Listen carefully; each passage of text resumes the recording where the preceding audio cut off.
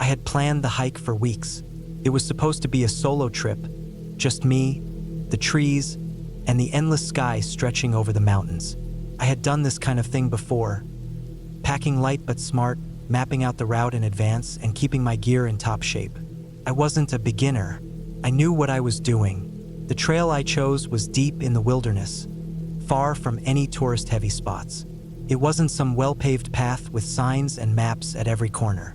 It was raw, untouched, the kind of place where you wouldn't see another human for days if you went deep enough. That was the whole point. I wanted that silence, that disconnection from everything. I set out early in the morning, just as the sun was starting to break over the horizon. The air was crisp, clean. The smell of damp earth and pine needles filled my lungs as I stepped onto the trail. The first few hours were perfect. My boots crunched over gravel and leaves, my breathing steady. Every step took me further away from civilization, and that was exactly what I wanted. By noon, I had covered a good distance. I took a break by a small creek, refilled my water bottle with my filter, and ate a quick meal. The sound of running water was soothing, and for a moment, I let my guard down. I leaned back against a rock, closed my eyes, and just listened. Then I heard something else, a crunch, like a footstep on dry leaves. I sat up immediately, scanning the trees. Nothing. No movement, no sign of anything out of the ordinary. Probably an animal, I told myself.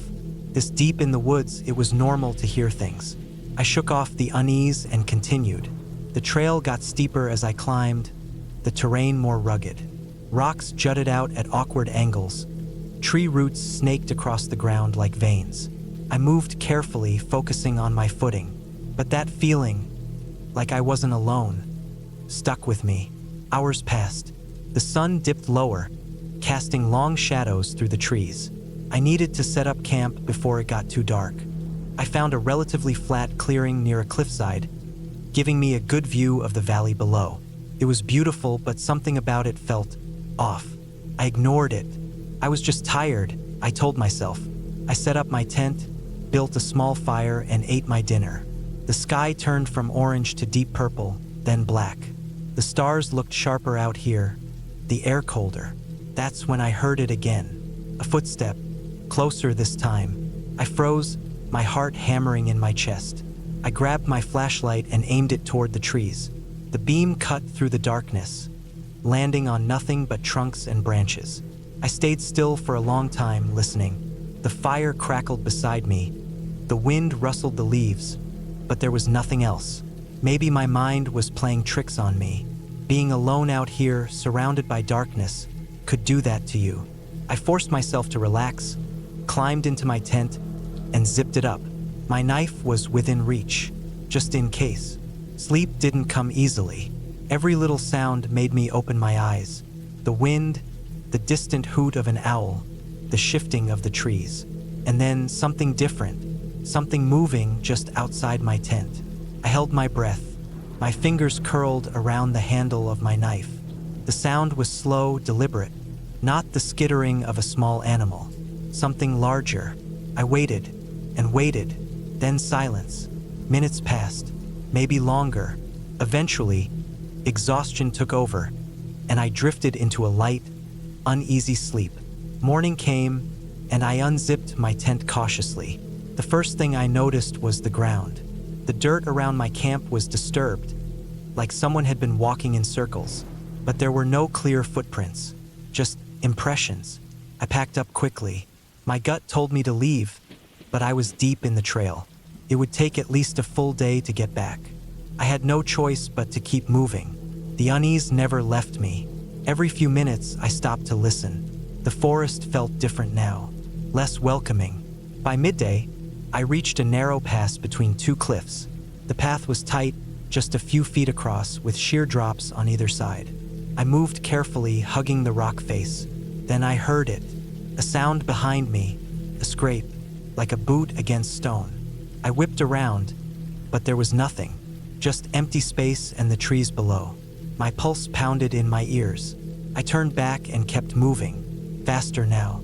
My body was tense, every nerve on edge. I felt watched, and then the smell.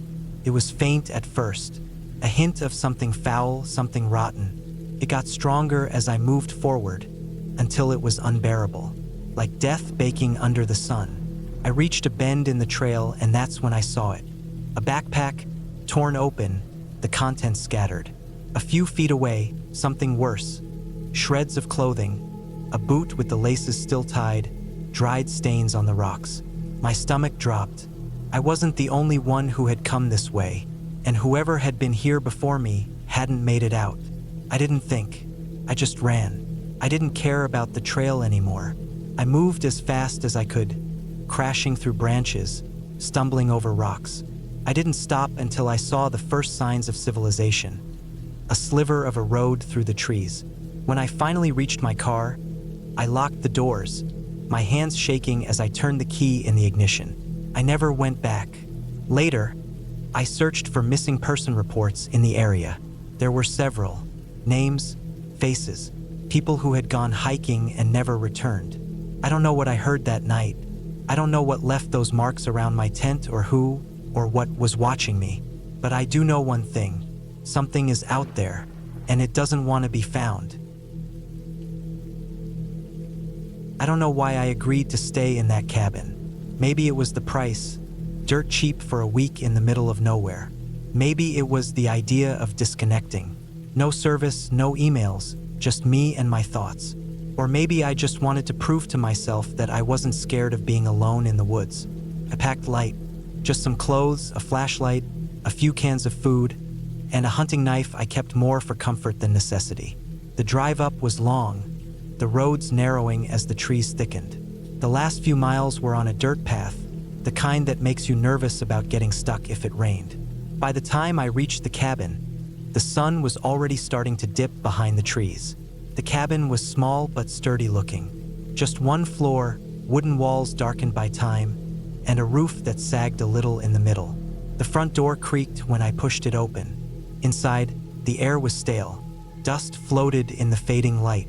A single room made up most of the cabin. An old wooden table with 2 chairs, a tiny kitchen area with an outdated gas stove, and a narrow bed against the wall. There was a small bathroom in the back, barely more than a closet with a rust-stained sink and a toilet that took a few stubborn flushes to work. I walked around, getting familiar with the place. The windows had thick curtains that looked like they hadn't been moved in years. A fireplace sat unused in one corner, stacked with old logs that smelled of damp rot. There was no electricity, just an old lantern sitting on the table. It was exactly what I had expected, basic, quiet, isolated. The first night was fine. I made a fire, heated a can of beans, and ate in silence. Outside, the forest was alive with sounds. Crickets, the occasional hoot of an owl, rustling in the underbrush. I reminded myself it was just animals, nothing to be afraid of. Still, I locked the door before I went to bed, just in case. I woke up in the middle of the night to a sound. A thud, somewhere outside. I lay still, listening. The crickets had gone silent. The only sound was my own breathing. Another thud, closer this time. I sat up, heart pounding. It sounded like something, or someone, was walking around the cabin. Slow, deliberate footsteps. I reached for my flashlight and clicked it on, but the weak beam only illuminated a small patch of the room. I stayed still, gripping my knife, listening. Silence. I told myself it was just an animal, maybe a deer. I forced myself to lie back down, but sleep didn't come easy. The next morning, I stepped outside and circled the cabin. The ground was soft from recent rain, but there were no footprints, just scattered leaves and twigs. Maybe I had imagined it. The second night, I was more on edge. I sat by the fire longer than necessary, listening to the woods. Around midnight, I heard it again. This time, it was lighter, like something brushing against the cabin walls. I turned off my lantern, hoping to see movement outside. But in the dark, the windows reflected only my own face. Then came the sound of breathing. Slow, deep, just outside the window. I froze. My own breathing hitched in my throat. I forced myself to move, gripping my knife as I stepped toward the window. With one quick motion, I pulled the curtain aside and shined my flashlight outside. Nothing. The forest stared back at me, empty and still. I barely slept that night. By the third day, I was exhausted. I spent the daylight hours gathering wood, keeping busy, anything to shake the feeling that I was being watched. When night came, I didn't bother with a fire. I locked the door, wedged a chair under the handle, and sat at the table with my knife and flashlight, waiting. The noise came later this time, a soft scraping along the wall. Slow, purposeful. I held my breath. Then footsteps, moving around the cabin. One slow step after another. Something was out there. I was sure of it. The footsteps stopped at the front door. I gripped my knife so tight my hand ached. I wanted to move, to do something, but fear kept me frozen in place. A long moment of silence. Then, the doorknob turned. It rattled once, twice. The chair held. The door didn't open. Then, just as suddenly as it started, the noise stopped. No footsteps walking away. No sound of retreating movement. Just silence. I stayed awake until dawn, gripping my knife, waiting. When the first light crept through the window, I finally moved. My hands were shaking as I unblocked the door and stepped outside. The air was crisp, the forest quiet. Then I saw them. Footprints, not animal tracks, human, leading from the edge of the woods to my front door. But there were no prints leading away. I had been looking forward to this trip for months. A week alone in a remote cabin, deep in the Oregon wilderness. No emails, no phone calls, no distractions. Just me, a pile of books, and the silence of nature. The cabin was old but sturdy, a relic from the early 1900s, built by some long-forgotten logger. I found it through an obscure rental website, the kind of place that promised absolute solitude. That's exactly what I wanted. The drive up was rough. The last 20 miles were nothing but a winding dirt road barely wide enough for my truck. Tall pines pressed in on both sides, their trunks stretching endlessly toward the sky. I had no cell service by the time I passed the last town, and I didn't expect to get it back until I left. That was fine by me. When I finally arrived, the cabin looked exactly like the photos. Weathered wood, a pitched roof, a wraparound porch. It sat in a small clearing, surrounded by thick trees. There was a lake about half a mile away, just beyond a narrow footpath. The air smelled fresh, untouched. Inside, the cabin was simple. A stone fireplace, a small kitchen with an old gas stove, a bedroom with a sagging mattress, and a bathroom with weak water pressure. There was a generator out back, along with a small shed filled with chopped firewood. It was everything I needed. The first night was peaceful. I built a fire, cooked a simple meal, and sat outside with a book, listening to the wind in the trees. I fell asleep easily, wrapped in a cocoon of quiet. The second day, I explored. I walked down to the lake, skipping rocks across the glassy surface. The water was cold, untouched by summer. The forest felt alive, but not in a way that made me uneasy. Birds called, branches swayed, and somewhere in the distance, a woodpecker hammered against a tree. That night, I woke up to a sound outside, a soft crunching, like footsteps in the gravel near the porch. I held my breath, listening. Could have been an animal, a deer maybe, or a raccoon. I reached for the flashlight beside my bed and clicked it on, shining it through the thin curtains. Nothing, just trees and darkness. I told myself it was nothing. Still, I locked the door before I went back to bed. The next morning, I found something strange near the treeline. A single boot print, large, deep in the dirt, too big to be mine. I hadn't seen another person for miles. There were no other cabins nearby, no trails leading past this place. I told myself someone must have passed through a while ago, maybe a hiker or a hunter, but it bothered me. That night, I heard the footsteps again. Closer this time, slow, deliberate. I stayed perfectly still, staring at the ceiling, barely breathing. Then 3 soft knocks on the front door. Knock, knock, knock. I didn't move. My truck was parked around the side of the cabin, out of sight from the porch. No way a stranger would know I was here unless they'd been watching. I waited, heart pounding. The knocking didn't come again. Eventually, the footsteps retreated. I barely slept. By morning, I had convinced myself I was overreacting. I checked outside. No footprints. No signs of anyone. Maybe I dreamed it. Maybe the wind had knocked a branch against the door. The day passed quietly. I read, chopped some firewood, and cooked a big meal. The solitude started to feel heavy. The silence stretched. I started thinking about the boot print again, the knocking. I decided to leave a day early. But that night, everything changed. I woke up to the sound of something scraping against the window. Slow, deliberate. A nail, a blade, something hard against the glass. I sat up, pulse hammering. My flashlight was on the nightstand. I grabbed it, flicked it on. The beam cut through the dark. There was a face staring back at me.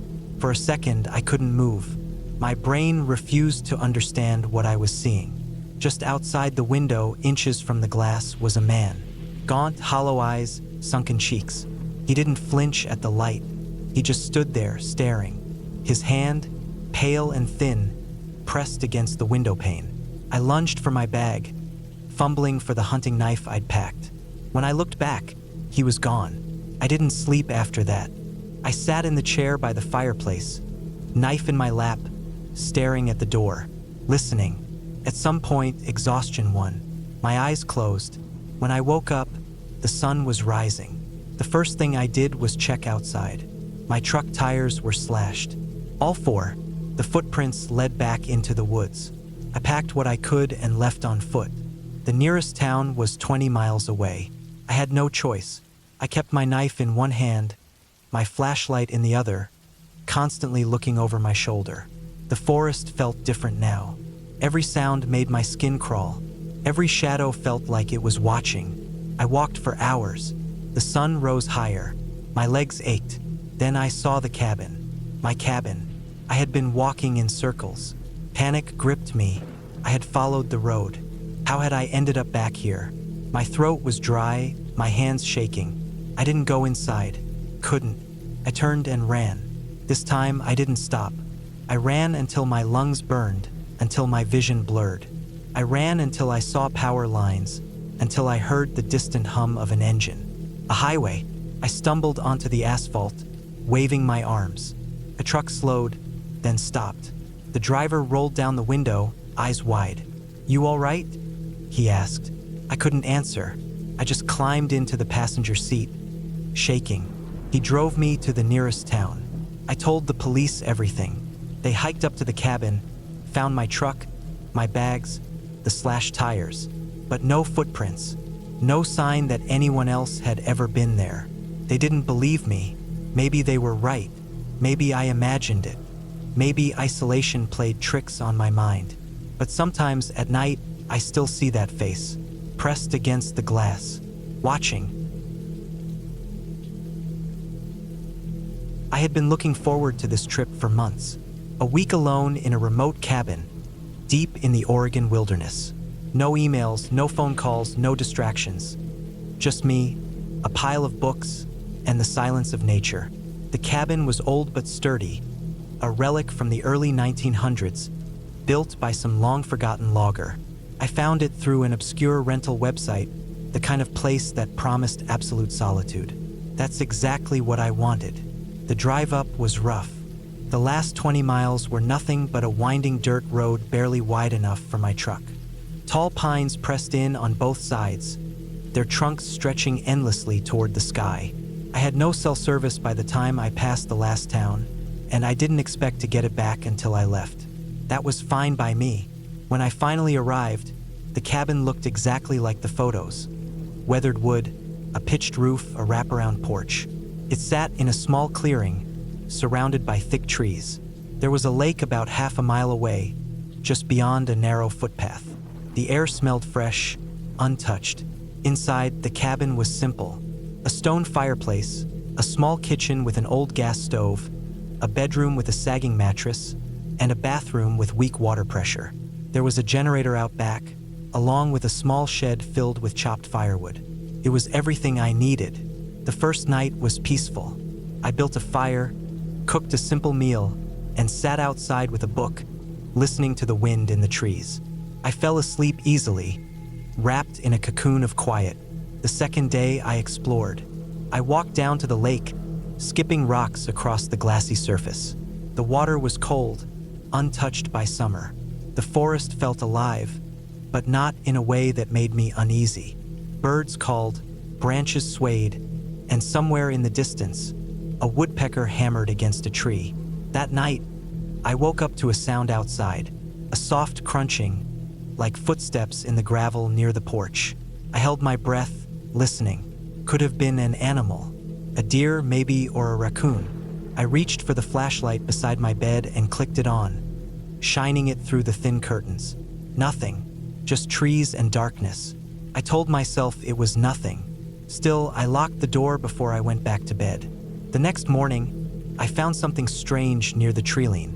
A single boot print, large, deep in the dirt, too big to be mine. I hadn't seen another person for miles. There were no other cabins nearby, no trails leading past this place. I told myself someone must have passed through a while ago, maybe a hiker or a hunter, but it bothered me. That night, I heard the footsteps again, closer this time, slow, deliberate. I stayed perfectly still, staring at the ceiling, barely breathing. Then 3 soft knocks on the front door. Knock, knock, knock. I didn't move. My truck was parked around the side of the cabin, out of sight from the porch. No way a stranger would know I was here unless they'd been watching. I waited, heart pounding. The knocking didn't come again. Eventually, the footsteps retreated. I barely slept. By morning, I had convinced myself I was overreacting. I checked outside. No footprints. No signs of anyone. Maybe I dreamed it. Maybe the wind had knocked a branch against the door. The day passed quietly. I read, chopped some firewood, and cooked a big meal. The solitude started to feel heavy. The silence stretched. I started thinking about the boot print again, the knocking. I decided to leave a day early. But that night, everything changed. I woke up to the sound of something scraping against the window. Slow, deliberate. A nail, a blade, something hard against the glass. I sat up, pulse hammering. My flashlight was on the nightstand. I grabbed it, flicked it on. The beam cut through the dark. There was a face staring back at me. For a second, I couldn't move. My brain refused to understand what I was seeing. Just outside the window, inches from the glass, was a man. Gaunt, hollow eyes, sunken cheeks. He didn't flinch at the light. He just stood there, staring. His hand, pale and thin, pressed against the window pane. I lunged for my bag, fumbling for the hunting knife I'd packed. When I looked back, he was gone. I didn't sleep after that. I sat in the chair by the fireplace, knife in my lap, staring at the door, listening. At some point, exhaustion won. My eyes closed. When I woke up, the sun was rising. The first thing I did was check outside. My truck tires were slashed. All 4. The footprints led back into the woods. I packed what I could and left on foot. The nearest town was 20 miles away. I had no choice. I kept my knife in one hand, my flashlight in the other, constantly looking over my shoulder. The forest felt different now. Every sound made my skin crawl. Every shadow felt like it was watching. I walked for hours. The sun rose higher. My legs ached. Then I saw the cabin. My cabin. I had been walking in circles. Panic gripped me. I had followed the road. How had I ended up back here? My throat was dry, my hands shaking. I didn't go inside. Couldn't. I turned and ran. This time, I didn't stop. I ran until my lungs burned, until my vision blurred. I ran until I saw power lines, until I heard the distant hum of an engine. A highway. I stumbled onto the asphalt, waving my arms. A truck slowed, then stopped. The driver rolled down the window, eyes wide. "You all right?" he asked. I couldn't answer. I just climbed into the passenger seat, shaking. He drove me to the nearest town. I told the police everything. They hiked up to the cabin, found my truck, my bags, the slashed tires, but no footprints, no sign that anyone else had ever been there. They didn't believe me. Maybe they were right. Maybe I imagined it. Maybe isolation played tricks on my mind. But sometimes at night, I still see that face, pressed against the glass, watching. I drove up the winding dirt road, my tires crunching over the loose gravel as I climbed higher into the woods. The trees grew thicker the deeper I went, their branches stretching out over the path like skeletal fingers. The cabin was about a mile off the main road, far from anyone, far from any town. That was the point. I needed to be alone for a while, just me, the trees, and silence. I had rented the cabin for a week, looking for a break from the city, from people, from everything. The listing described it as secluded, off-grid, and a true escape. That's what I wanted. No phone calls, no emails, no interruptions. Just the quiet hum of nature. As I pulled up, the place looked exactly like the pictures. A small wooden cabin, faded with age but still standing strong. A porch with a single rocking chair. The roof sagged a little on one side, but it was nothing too concerning. The forest loomed all around, thick and dark. There was no cell service out here, no Wi-Fi, just the cabin, the woods, and me. I cut the engine, and for a moment the silence was overwhelming. No traffic noise, no voices, just the occasional rustling of leaves. I grabbed my bag, stepped out, and inhaled deeply. The air smelled damp, earthy, fresh. The key was exactly where the owner said it would be, under the third step of the porch. I unlocked the door and stepped inside. The air was thick with dust and the scent of old wood. There was a fireplace against the far wall, a couch that looked like it had been there for decades, and a small kitchenette. The bedroom was down the hall, the bathroom next to it. Simple, isolated, perfect. I set my bag down, walked to the window and looked outside. Just trees. No other cabins, no roads in sight. It felt like I was the only person on Earth. By nightfall, the temperature had dropped. The woods were quiet, almost unnervingly so. I lit a fire in the fireplace, watching as the flames curled around the dry logs. Shadows danced along the cabin walls. It should have been comforting, but something about it unsettled me. Maybe it was just the loneliness setting in. I wasn't used to this kind of quiet. I tried to sleep but kept waking up. Every little sound made my ears perk up. A branch snapping, leaves crunching. I told myself it was just animals. Deer, maybe a raccoon. Nothing to worry about. But I kept my hunting knife next to my bed, just in case. The second night, I noticed something strange. Footprints in the dirt outside the cabin. Not mine. I had barely walked around since arriving. The prints were fresh, leading from the woods to the porch, stopping right at the door. I stared at them for a long time, my mind racing. Maybe another hiker had passed through. Maybe a hunter. But why come right up to the cabin? I checked the door. It was locked. Nothing inside seemed out of place. But I couldn't shake the feeling that I wasn't alone. That night, I barely slept. Every time I closed my eyes, I imagined someone standing outside, just beyond the trees, watching. I kept the fire going, the knife in my hand under the blanket. The third day, I hiked out a little, trying to clear my head.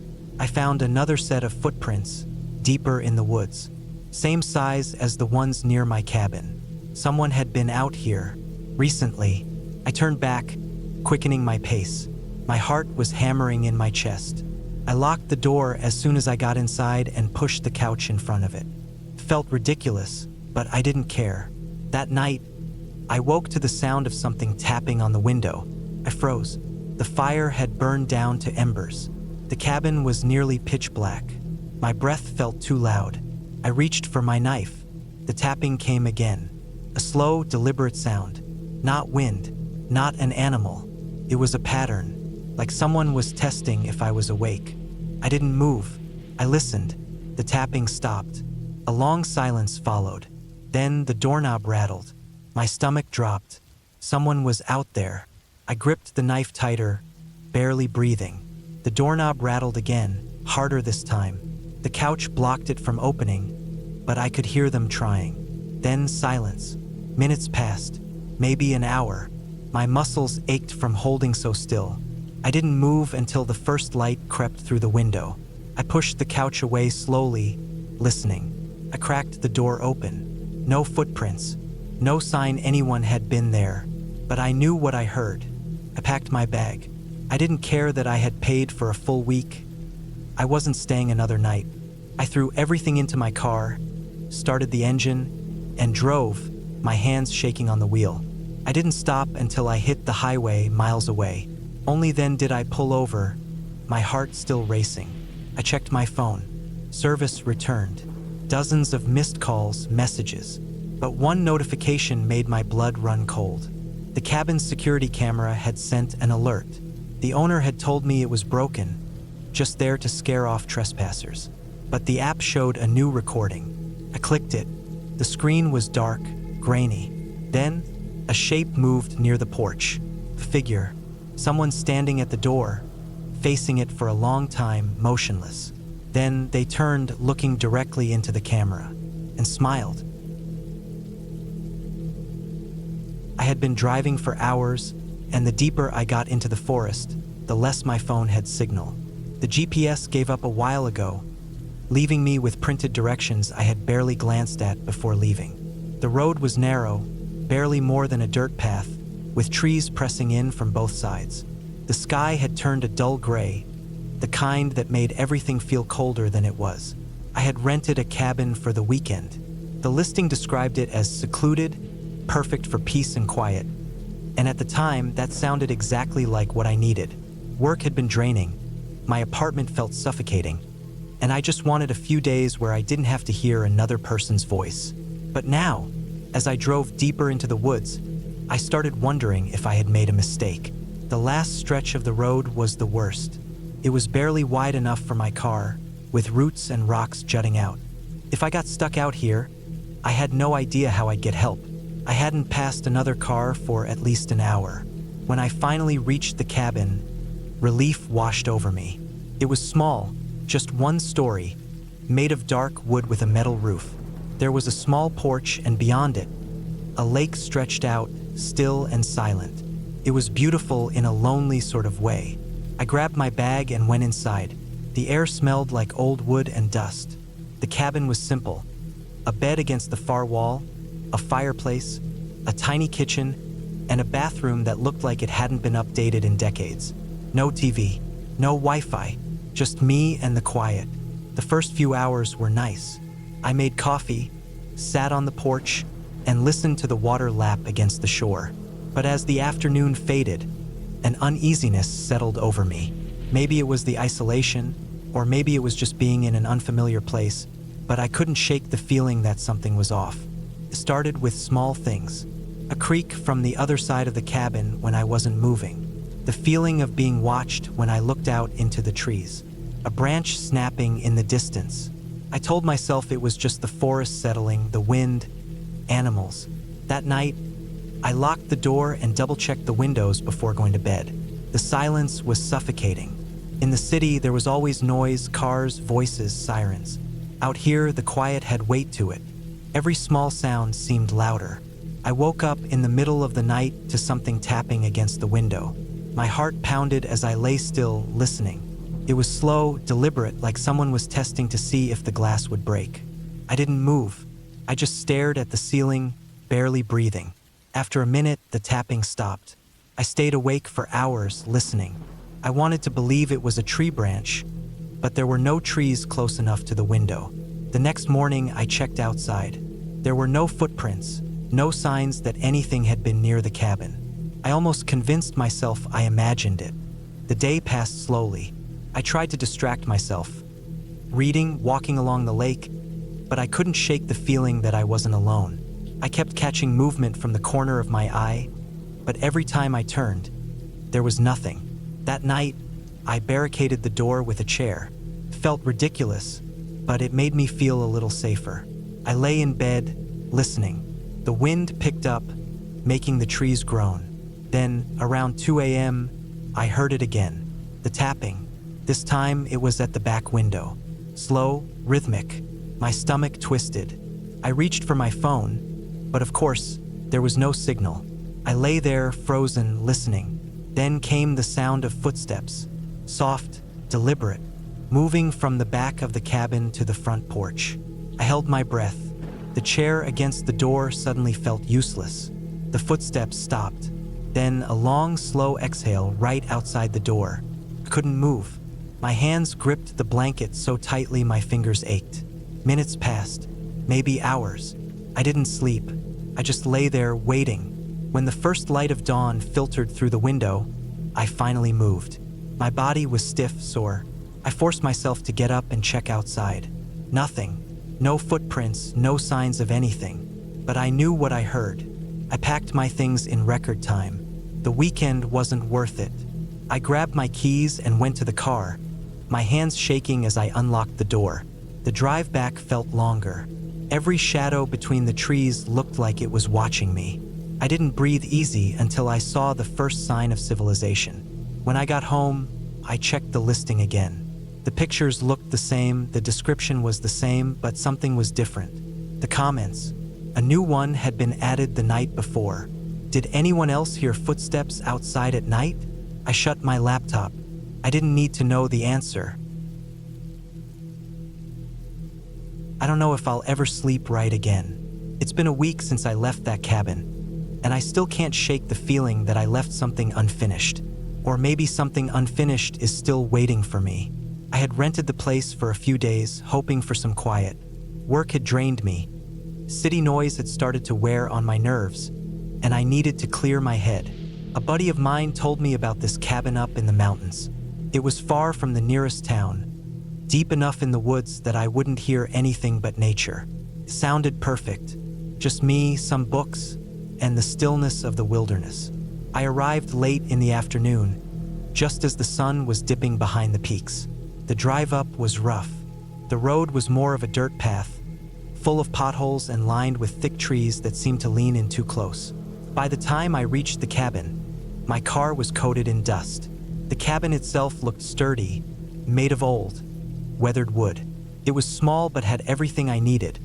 A bed, a kitchenette, a fireplace, and a tiny bathroom. There was a deck out back overlooking a sloping patch of forest. No neighbors, no roads in sight, just trees stretching out in every direction. That first night was peaceful. I sat on the deck with a beer, listening to the crickets. The air was cool, carrying the scent of pine and damp earth. I turned in early, feeling the kind of deep exhaustion that only fresh air brings. But sometime in the night, I woke up. It wasn't a noise that woke me, not exactly.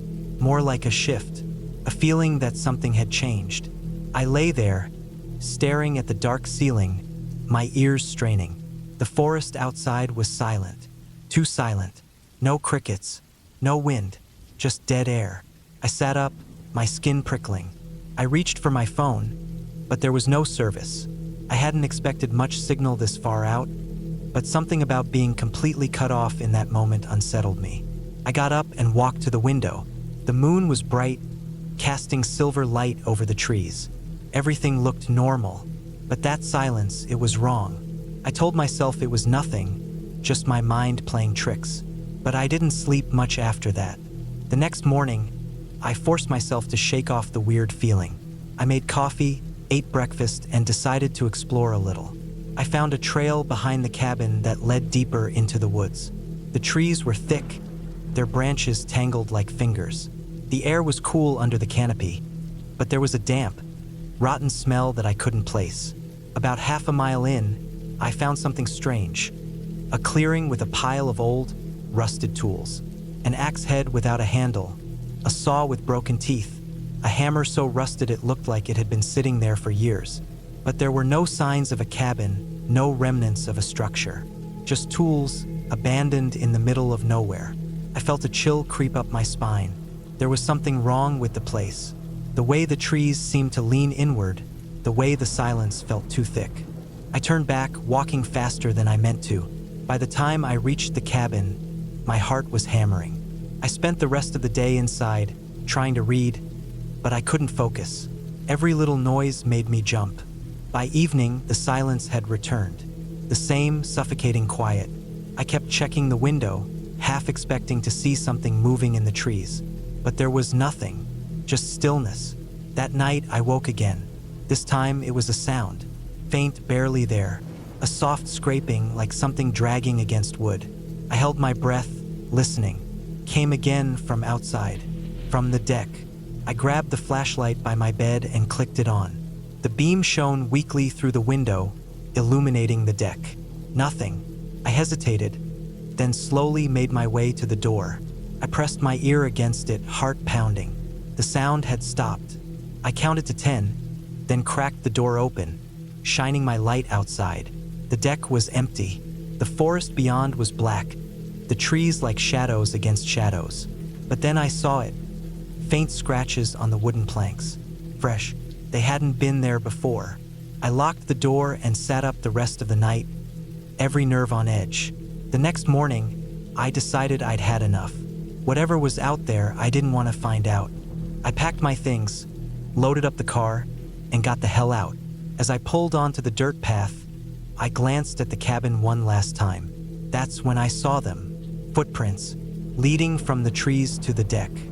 Bare footprints pressed into the damp earth. I drove faster, my hands white-knuckled on the wheel. I didn't stop until I was miles away, back on paved roads, back where I could see other cars and hear the normal sounds of the world. I don't know who or what was out there. I don't want to know, but I can still feel it. That silence, that waiting, like something unfinished, still lingering in the trees, watching, listening, and maybe, just maybe, still waiting for me to come back. I don't know if I'll ever be the same after what happened in that cabin. Even now, months later, I wake up in the middle of the night drenched in sweat, my heart pounding, my ears straining for sounds that shouldn't be there. I tell myself I'm safe, that I'm far away from that place, but my body refuses to believe it. I don't think it ever will. Started as a simple trip, just a weekend away to clear my head. Life had been wearing me down, and I needed to escape the noise, the constant hum of the city, the pressure of work. I had found the cabin online. It was in the middle of nowhere, tucked deep into a forest, exactly what I was looking for. No neighbors, no traffic, no cell service, just me and the quiet. The drive up there was uneventful. It took me nearly 6 hours, most of it winding through back roads that got narrower and rougher the deeper into the forest I went. The last stretch wasn't even paved, just a dirt road riddled with potholes and lined with trees so thick they blocked out the sun. By the time I pulled up in front of the cabin, the sky was starting to dim, the air turning cold. The cabin itself was nothing special. A single-story structure with a slanted roof, old wooden siding, and a porch that looked like it had seen better days. It had been advertised as rustic, which I had expected, but seeing it in person made me hesitate. The place looked abandoned. The windows were covered in grime. The front door had deep scratches in the wood, and the whole structure seemed to lean ever so slightly to one side. Still, I had driven all this way, and I wasn't about to turn back. I grabbed my bag, walked up the creaking steps, and pushed the door open. The inside wasn't much better. Dust coated every surface, the air was stale, and the furniture looked like it had been sitting untouched for decades.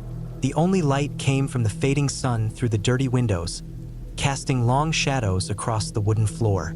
I set my bag down and checked my phone. No service. I had expected that, but it still made me uneasy. I reminded myself that this was what I wanted: peace, solitude. Still, I couldn't shake the feeling that something was off.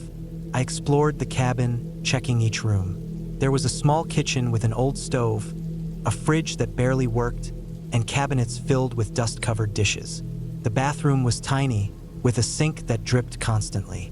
The bedroom had a single bed with a thin mattress and a wooden dresser. But what struck me as odd was the second room. It was empty. No furniture, no decorations, just bare wooden floors and walls. And the door had a lock on the outside. I tried not to think about it. Maybe the previous owner had used it for storage. Maybe it had just been a weird design choice. Either way, it wasn't my concern. I made a small dinner from the supplies I had brought, lit a couple of candles since the cabin's lighting was dim at best, and settled in for the night. It was quiet, too quiet. No cars in the distance, no voices, no hum of electricity. Just the occasional creak of the cabin settling and the whisper of wind through the trees. Then, around midnight, I heard it. A soft, steady tapping. At first, I thought it was just the wind knocking a branch against the cabin. But as I lay there, listening, I realized it wasn't coming from outside. It was coming from inside, from the empty room. I sat up, my pulse hammering in my ears. The tapping continued, rhythmic, deliberate. I reached for my flashlight, turned it on, and slowly got out of bed. My feet barely made a sound against the wooden floor as I moved toward the door. The tapping stopped. I hesitated. Every instinct told me to leave it alone, to go back to bed, to pretend I hadn't heard anything. But I couldn't. My hand was shaking as I reached for the doorknob. I turned it slowly and pushed the door open. Nothing. The room was empty just like before. The only sound was my own breathing, loud and uneven in the silence. I shone the flashlight around, checking the walls, the ceiling, the floor. There was nothing there. I told myself I was imagining things, that my mind was playing tricks on me. I closed the door, locked it, and went back to bed. But sleep didn't come easy. Every sound made me flinch. Every shadow seemed to stretch toward me. The next day, I thought about leaving. Something about the cabin made my skin crawl. But I had paid for the weekend, and I wasn't about to let my imagination ruin my trip. I spent the day outside, hiking through the woods, trying to shake the uneasy feeling that clung to me. But that night, it happened again. The tapping, soft, steady, coming from the locked room. This time, I didn't move. I lay in bed, staring at the ceiling, my body frozen. The tapping continued for what felt like hours, then stopped all at once. Silence filled the cabin. And then I heard something worse. Breathing, deep, slow, right outside my bedroom door. I couldn't move. My heart pounded so hard I thought it would give me away. The breathing stayed for what felt like forever. Then, just as suddenly as it had started, it was gone. I didn't sleep at all that night. As soon as the sun rose, I grabbed my bag, threw it into the car, and sped out of there, dirt and gravel flying behind me. I didn't look back. I didn't stop until I was miles away. I don't know what was in that cabin. I don't want to know. But sometimes, in the middle of the night, I still hear the tapping. And I know deep down that whatever was in there, it hasn't forgotten me. I had planned the hike for months, a solo trip through the backcountry. Just me, my gear, and miles of untouched wilderness. It wasn't my first time alone out there. I'd done plenty of solo hikes before, some longer than this one, some in even harsher conditions. But something about this trip felt different from the start. I arrived at the trailhead early in the morning. The sun was barely up, and the air was crisp. The parking lot was empty. That was expected. This was a lesser-known trail, one that didn't attract many people. That's why I picked it. I liked the solitude. I liked the idea of going days without seeing another person. Just me and the trees, the wind, the distant calls of birds. I wanted to feel small against the vastness of nature. I shouldered my pack and started down the trail. The first few miles were easy, well-marked, and sloped gently upward. The only sounds were the crunch of my boots on dirt and the occasional rustling of squirrels in the underbrush. I kept a steady pace, stopping only to drink water or check my map. My goal was to reach a clearing near the river by midday, where I'd set up camp for the night. The deeper I went, the narrower the trail became. It was clear this part of the forest didn't see much foot traffic. The trees stood closer together, their branches reaching toward each other, forming a canopy that dimmed the light. The air was cool, damp. Every so often, I caught the scent of decaying leaves, that rich, earthy smell that always reminded me of autumn. It was peaceful in a way, but there was something else too, something I couldn't quite put my finger on, a quietness that felt unnatural. I pressed on, ignoring the nagging feeling in the back of my mind. By noon, I had covered most of the distance and only had another mile or so before I'd reached the river. I was feeling good, strong. But then I noticed something strange. The trail, what had been a clear, well-worn path, was getting harder to follow. The dirt turned uneven, covered in thick moss, as if no one had walked this way in years. I pulled out my map again, checked my GPS. Everything told me I was still on track, but something felt off. The forest looked different. I kept going, stepping carefully. The silence grew heavier. Even the birds had stopped singing. The only sound was the occasional creak of a tree in the wind. Then I saw it. At first, I thought it was a tree stump, but as I got closer, I realized it was something else entirely. A backpack, weathered, torn, old. It was half buried under a thick layer of leaves. I knelt down, brushing the debris away. The fabric crumbled under my fingers, brittle with age. I looked around. No sign of anyone. No footprints. Nothing. I stood up, suddenly aware of how alone I was. My mind started racing. Maybe someone had abandoned it years ago. Maybe it had fallen off a hiker's back. But something about it made my skin crawl. It didn't look like it had just been left behind. It looked placed. I took a deep breath and forced myself to move on. Whatever happened here wasn't my business. I just needed to get to my campsite. I walked faster, my eyes scanning the forest, my ears straining for any sound. But the silence followed me, thick and suffocating. Then, not far ahead, I saw something else. Another piece of gear half hidden in the undergrowth. A jacket, faded and torn. And next to it, a single hiking boot.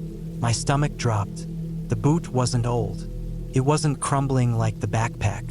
It looked recent. I turned in a slow circle, heart pounding. There was no one around.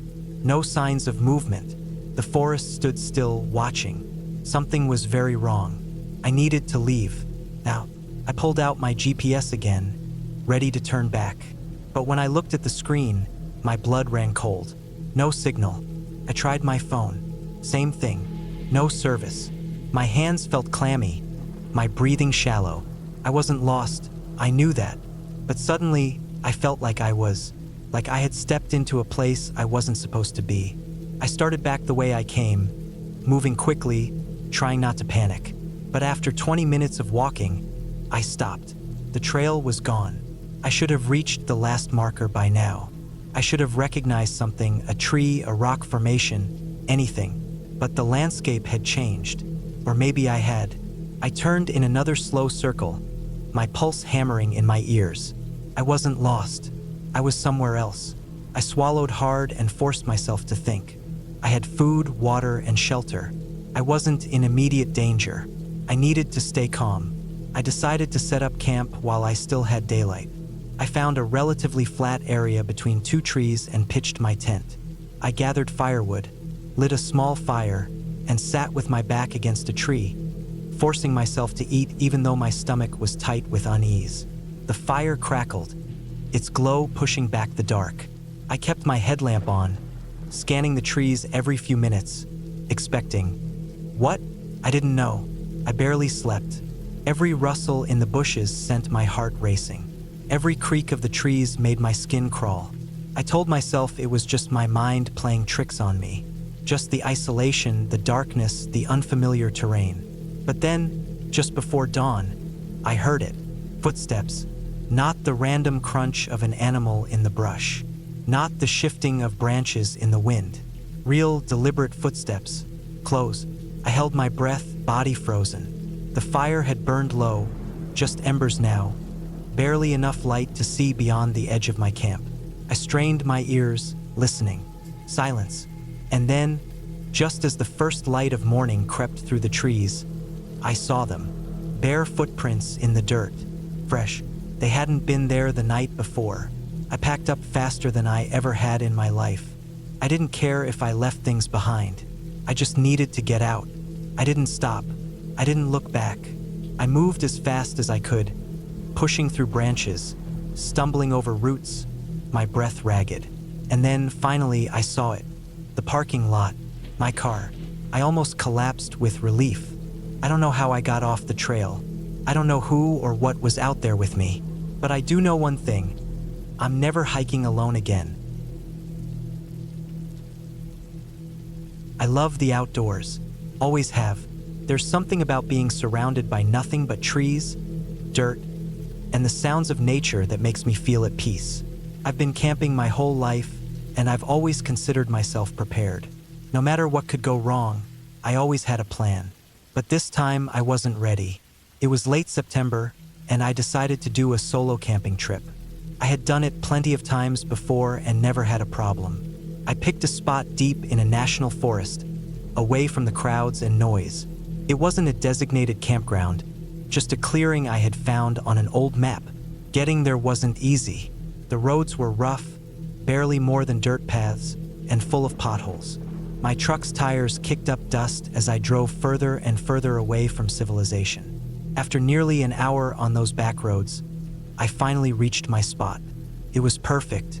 A wide-open clearing surrounded by towering pine trees, with a small creek nearby for water.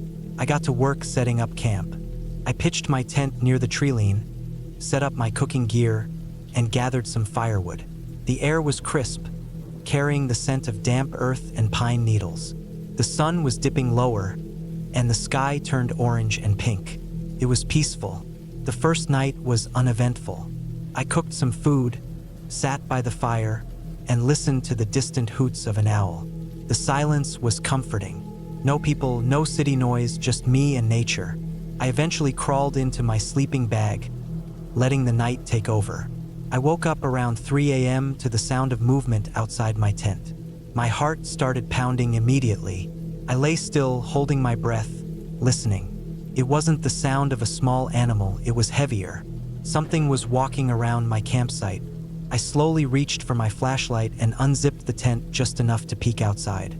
The fire had died down to embers, casting faint light. I swept the flashlight across the clearing, but I didn't see anything. The trees stood tall, motionless. Maybe a deer, I told myself.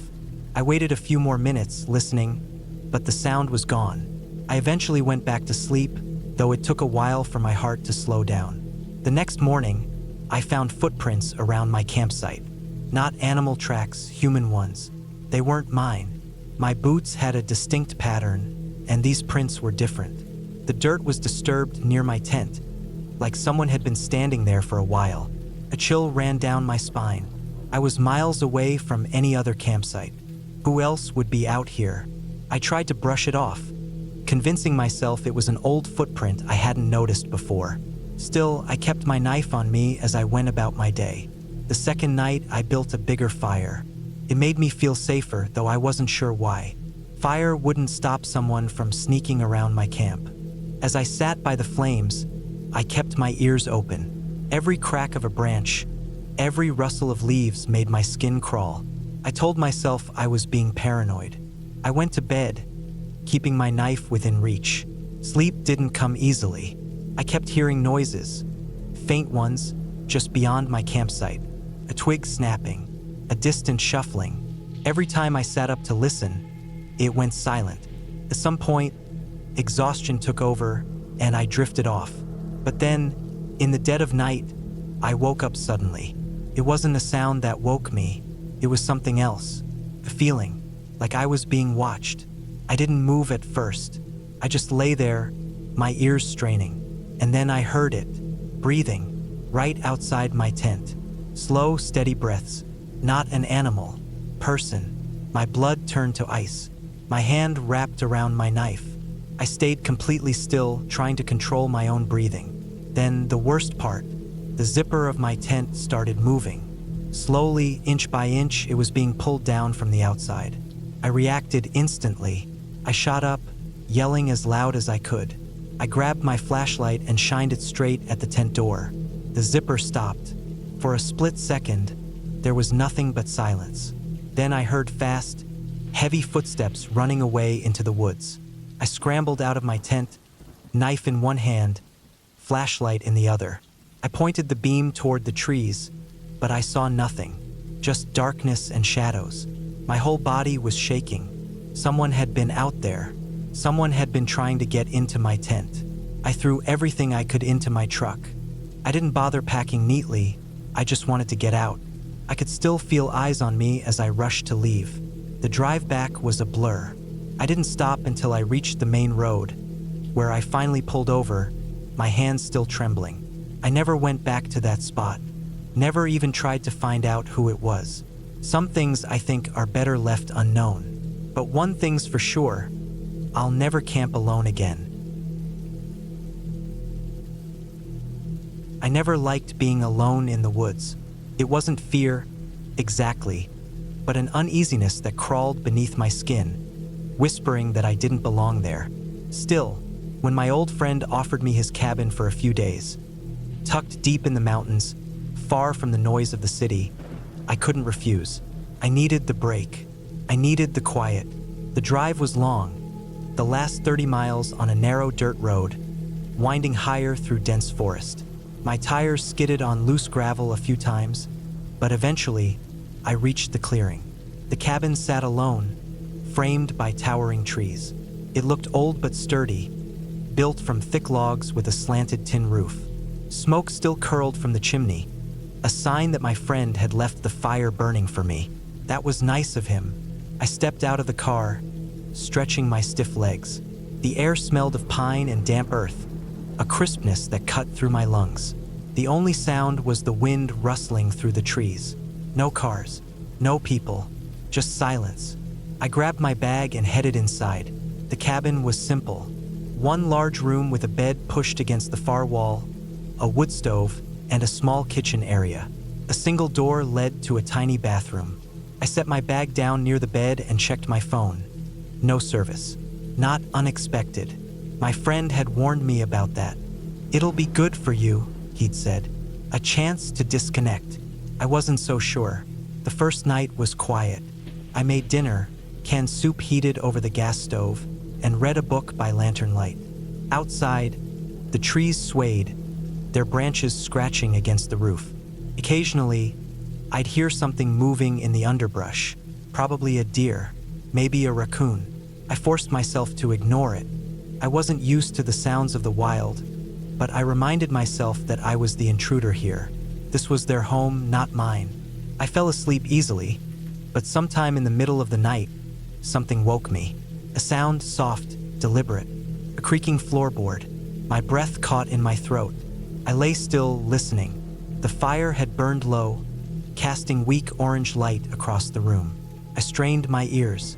Nothing, just the wind. Maybe I'd imagined it.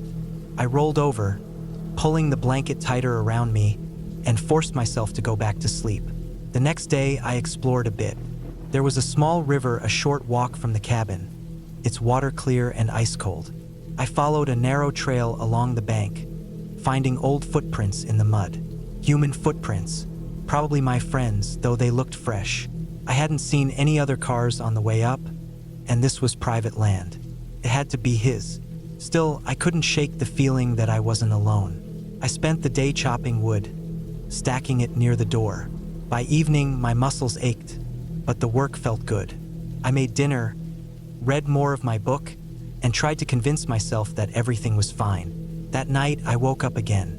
This time, there was no mistaking it. Something was inside the cabin. A slow, deliberate scrape against the floor. I didn't move. My body locked up, my heart pounding so hard I thought it would shake the bed. I listened, barely breathing. Another sound, something shifting, just beyond the glow of the dying fire. I reached under the bed, fingers closing around the handle of the hatchet I'd brought inside earlier. I waited. Minutes passed. The room was deathly silent. I counted in my head. 1 minute, 2, 3. I didn't move. Eventually, my arm began to ache from gripping the hatchet so hard. Nothing happened. Slowly, I sat up, my eyes scanning the room.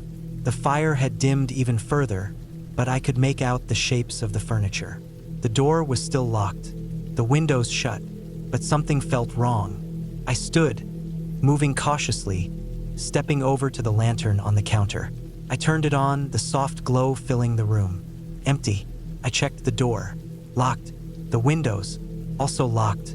The floor near the wood stove had a long, thin scratch across it, a fresh mark in the dust. I barely slept the rest of the night. Morning came, gray and cold. I went outside, searching for tracks, but found nothing, just the trees and the wind. I told myself I was imagining things. Isolation can play tricks on the mind. I needed to relax. That evening, I built the fire high, determined to keep the cabin warm and well lit. I read, made dinner, tried to act normal. But I kept glancing at the door, at the windows. I kept thinking about that sound. I went to bed early, but I didn't sleep well. Every creak of the cabin made my skin crawl. Then, deep in the night, I heard it again. A slow, deliberate creak. Closer this time. I sat up fast, gripping the hatchet, my pulse roaring in my ears. The fire had burned low again, casting long shadows. The sound had come from the far corner of the room, near the woodpile. I turned on the lantern, my breath shaking. Nothing, but the pile of wood had shifted. Someone had been inside. That was enough for me. I grabbed my bag, my keys, and without hesitation, I unlocked the door and stepped into the freezing night.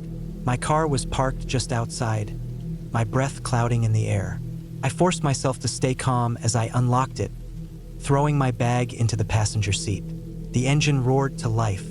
Headlights cut through the trees, illuminating nothing but the dirt road ahead. I didn't look back. I didn't stop. I drove straight down that winding road, tires kicking up gravel, heart hammering in my chest. I didn't stop until I hit the highway. A few days later, my friend called. He sounded confused. "You left early?" "Yeah." He was quiet for a moment. Then, in a lower voice, he asked, "Did something happen?" I almost told him. I almost said what I'd heard, what I'd seen. But then I remembered the fresh footprints by the river, the shifted woodpile, the scratch on the floor. "No," I said. "Nothing happened. I never went back." It started on a cold Tuesday morning in early November. I was driving down a back road through the outskirts of town, heading to a job site about 30 miles away. I work as a private contractor, mostly handling electrical work for homes and small businesses. The road was empty, lined with bare trees and scattered farmhouses, some abandoned, others barely standing. There was a thick fog hanging low, making it difficult to see much beyond the road signs and fence posts along the way.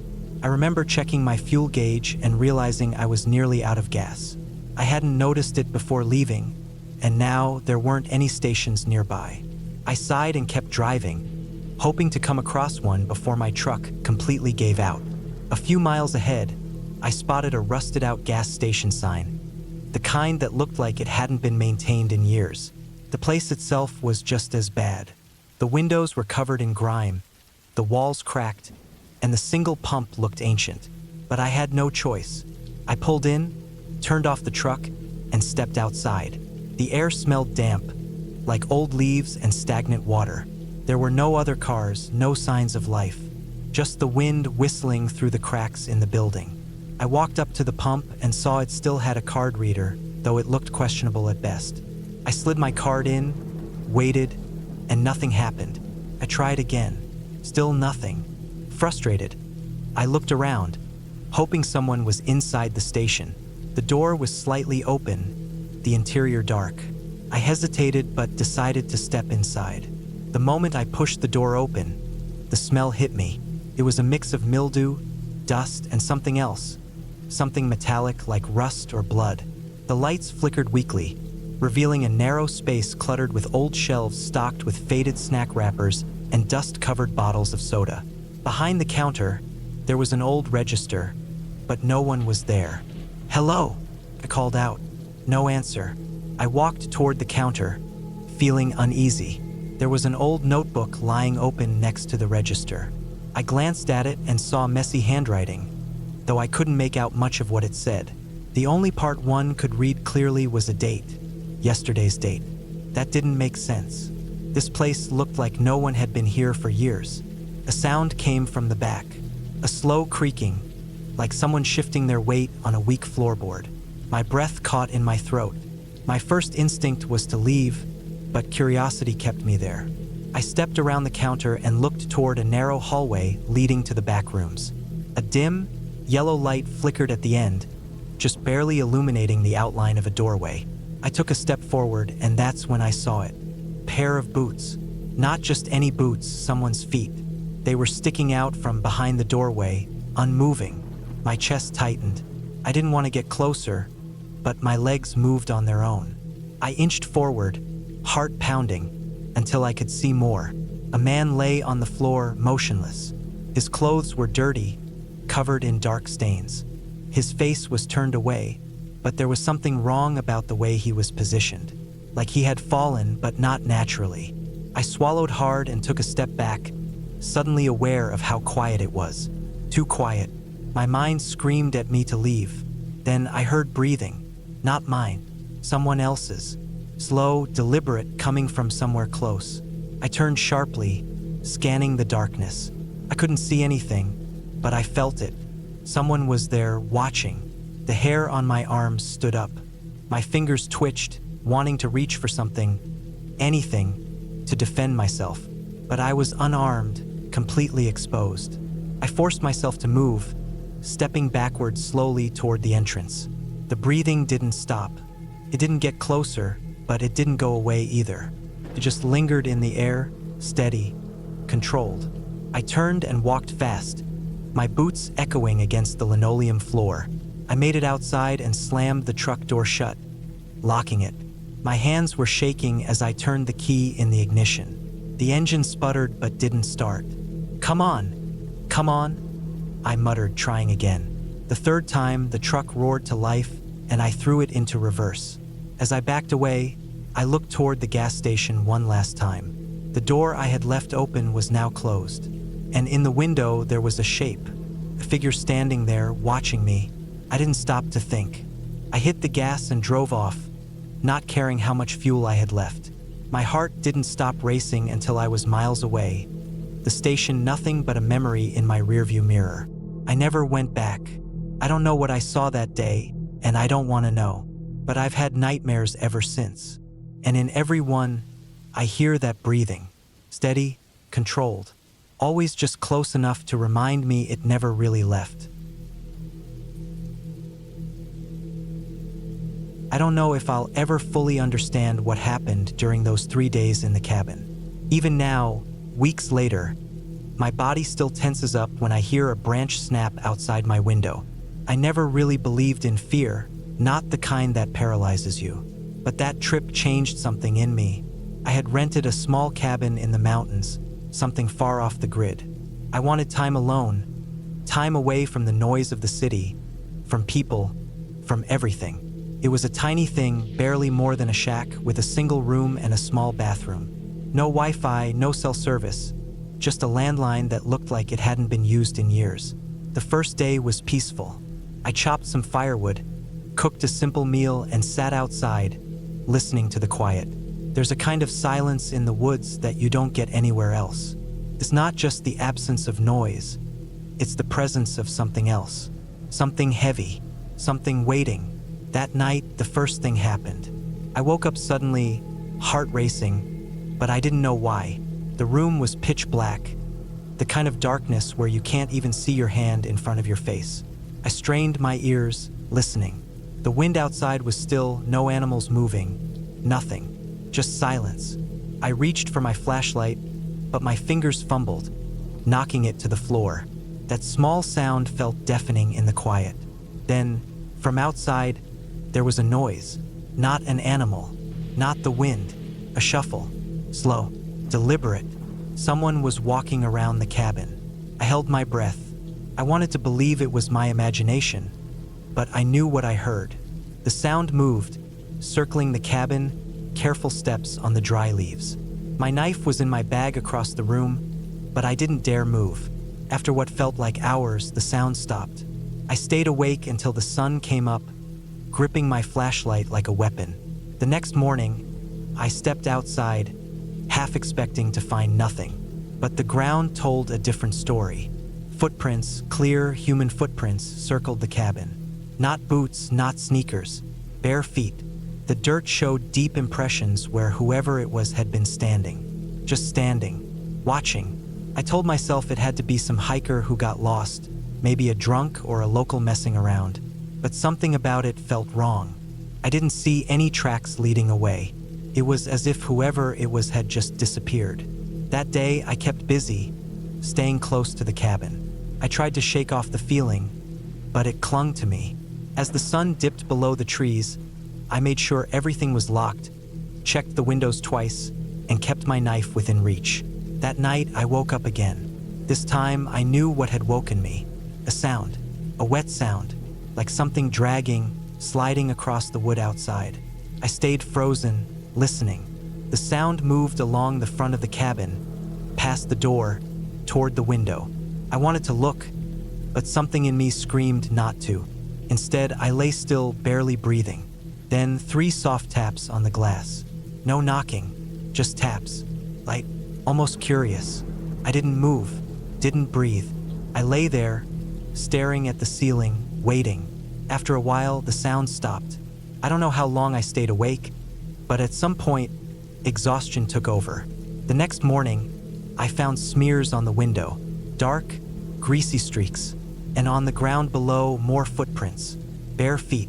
That was enough for me. I packed up what little I had and started the long hike back to my truck. The whole time, I felt exposed, like I was being watched. I fought the urge to run. Running felt like a mistake, like it would trigger something. When I finally reached my truck, I locked the doors before even starting the engine. The drive down the mountain felt like it took forever. I kept checking the mirrors, expecting to see something behind me. I told myself it was over once I got home, that it was just some backwoods lunatic messing with me. But then, a few days later, I saw them. Footprints, on my back porch, bare feet, wet. I don't know what to do anymore. I don't go outside at night. I don't open my curtains. And every night I listen, because I know it's still out there. I don't know why I agreed to it. Maybe it was the stress of work, the need for fresh air, or just the fact that I let my brother talk me into things too easily. But when he suggested a 3-day camping trip in the woods, I said yes. It was supposed to be an escape. Just the 2 of us, a tent, and the wilderness. No phones, no distractions, just peace. We drove out early, packed light but enough to survive. The plan was simple. Hike about 10 miles into the forest, set up camp near a river, and spend a few days unwinding. The place was remote. No campsites, no trails, just a patch of forest he swore was perfect. The first day was fine. The hike was long and exhausting, but the spot we found was beautiful. A clearing just a few feet from the river, surrounded by towering trees. The sound of running water filled the air, and for the first time in months, I felt relaxed. We set up the tent, gathered wood for a fire, and cooked a simple meal. Felt good to be out there, away from everything. That night, the forest was alive with noises. Crickets, owls, the distant howl of some animal. It wasn't unsettling at first, just part of nature. But as the night went on, I started noticing something off. The sounds would stop suddenly, like everything in the woods was holding its breath. It would last for a few minutes, then the noises would slowly come back. I told myself it was just my imagination and eventually drifted off to sleep. The second day was uneventful. We spent it exploring, fishing, and just relaxing. The only strange thing was the feeling of being watched. It was subtle, but every now and then, I'd get this tightness in my stomach, like someone was behind me. I chalked it up to being deep in the woods. Our minds play tricks on us when we're not used to being isolated. That night, things got worse. The silence came again, but this time it lasted longer. I was lying in my sleeping bag, staring at the roof of the tent when I heard something outside. It wasn't an animal. It was footsteps, slow, deliberate, not heavy enough to be a bear, not quick enough to be a deer. Human footsteps. I didn't move. My breath felt loud in my chest. My brother was already asleep, snoring lightly beside me.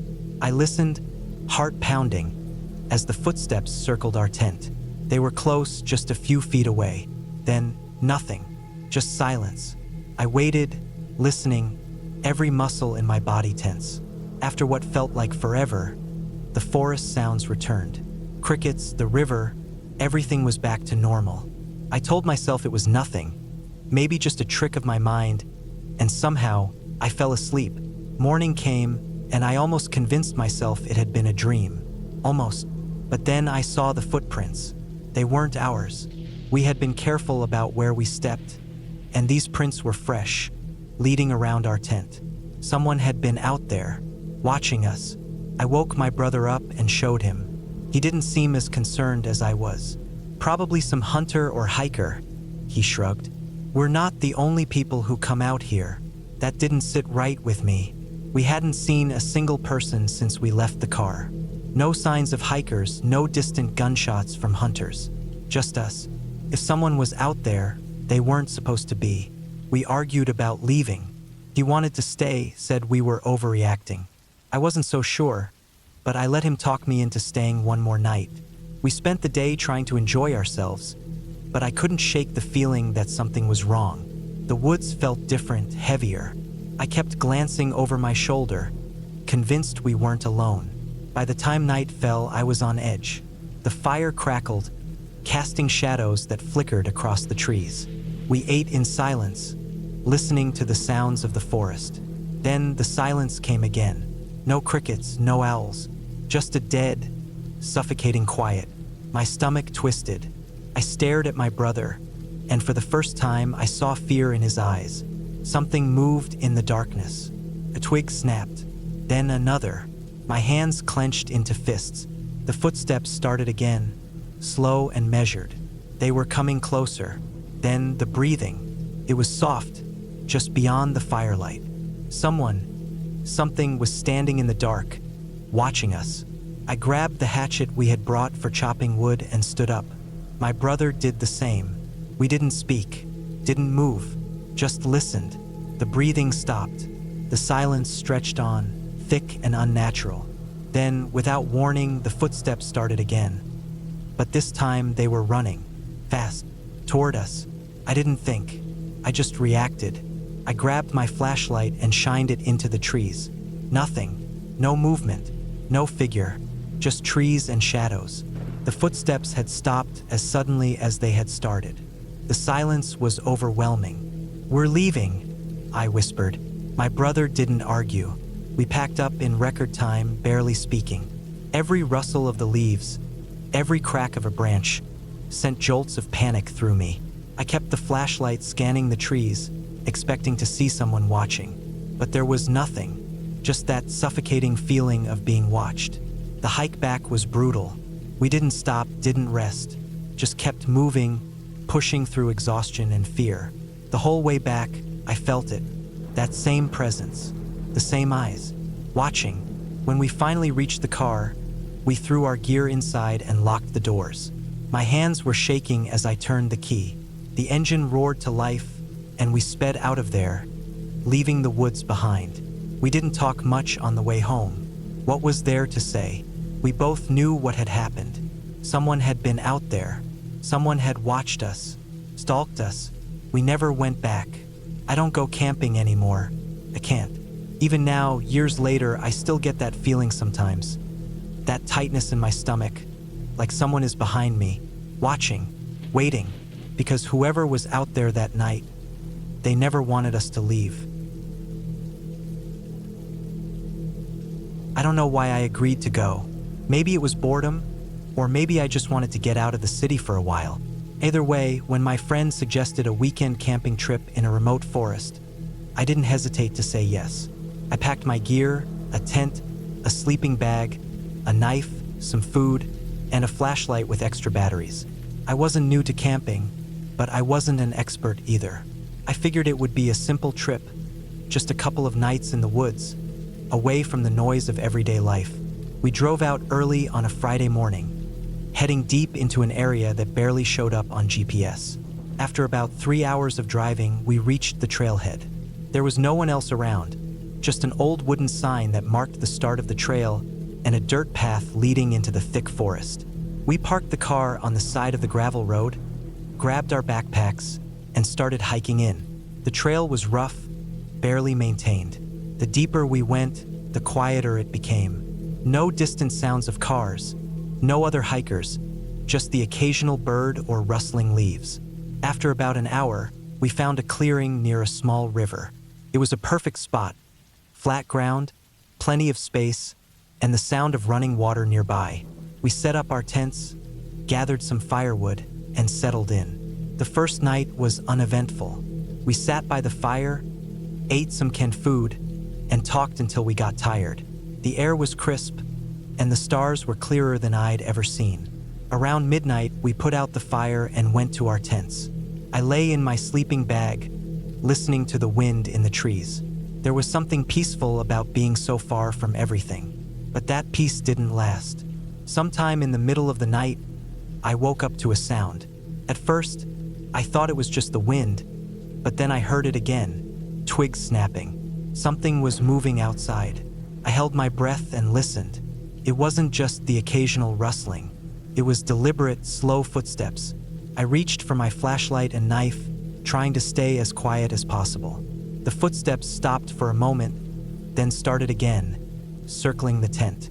I wanted to call out to my friend, but something told me not to make a sound. I stayed frozen for what felt like hours. Eventually, the sounds faded into the distance.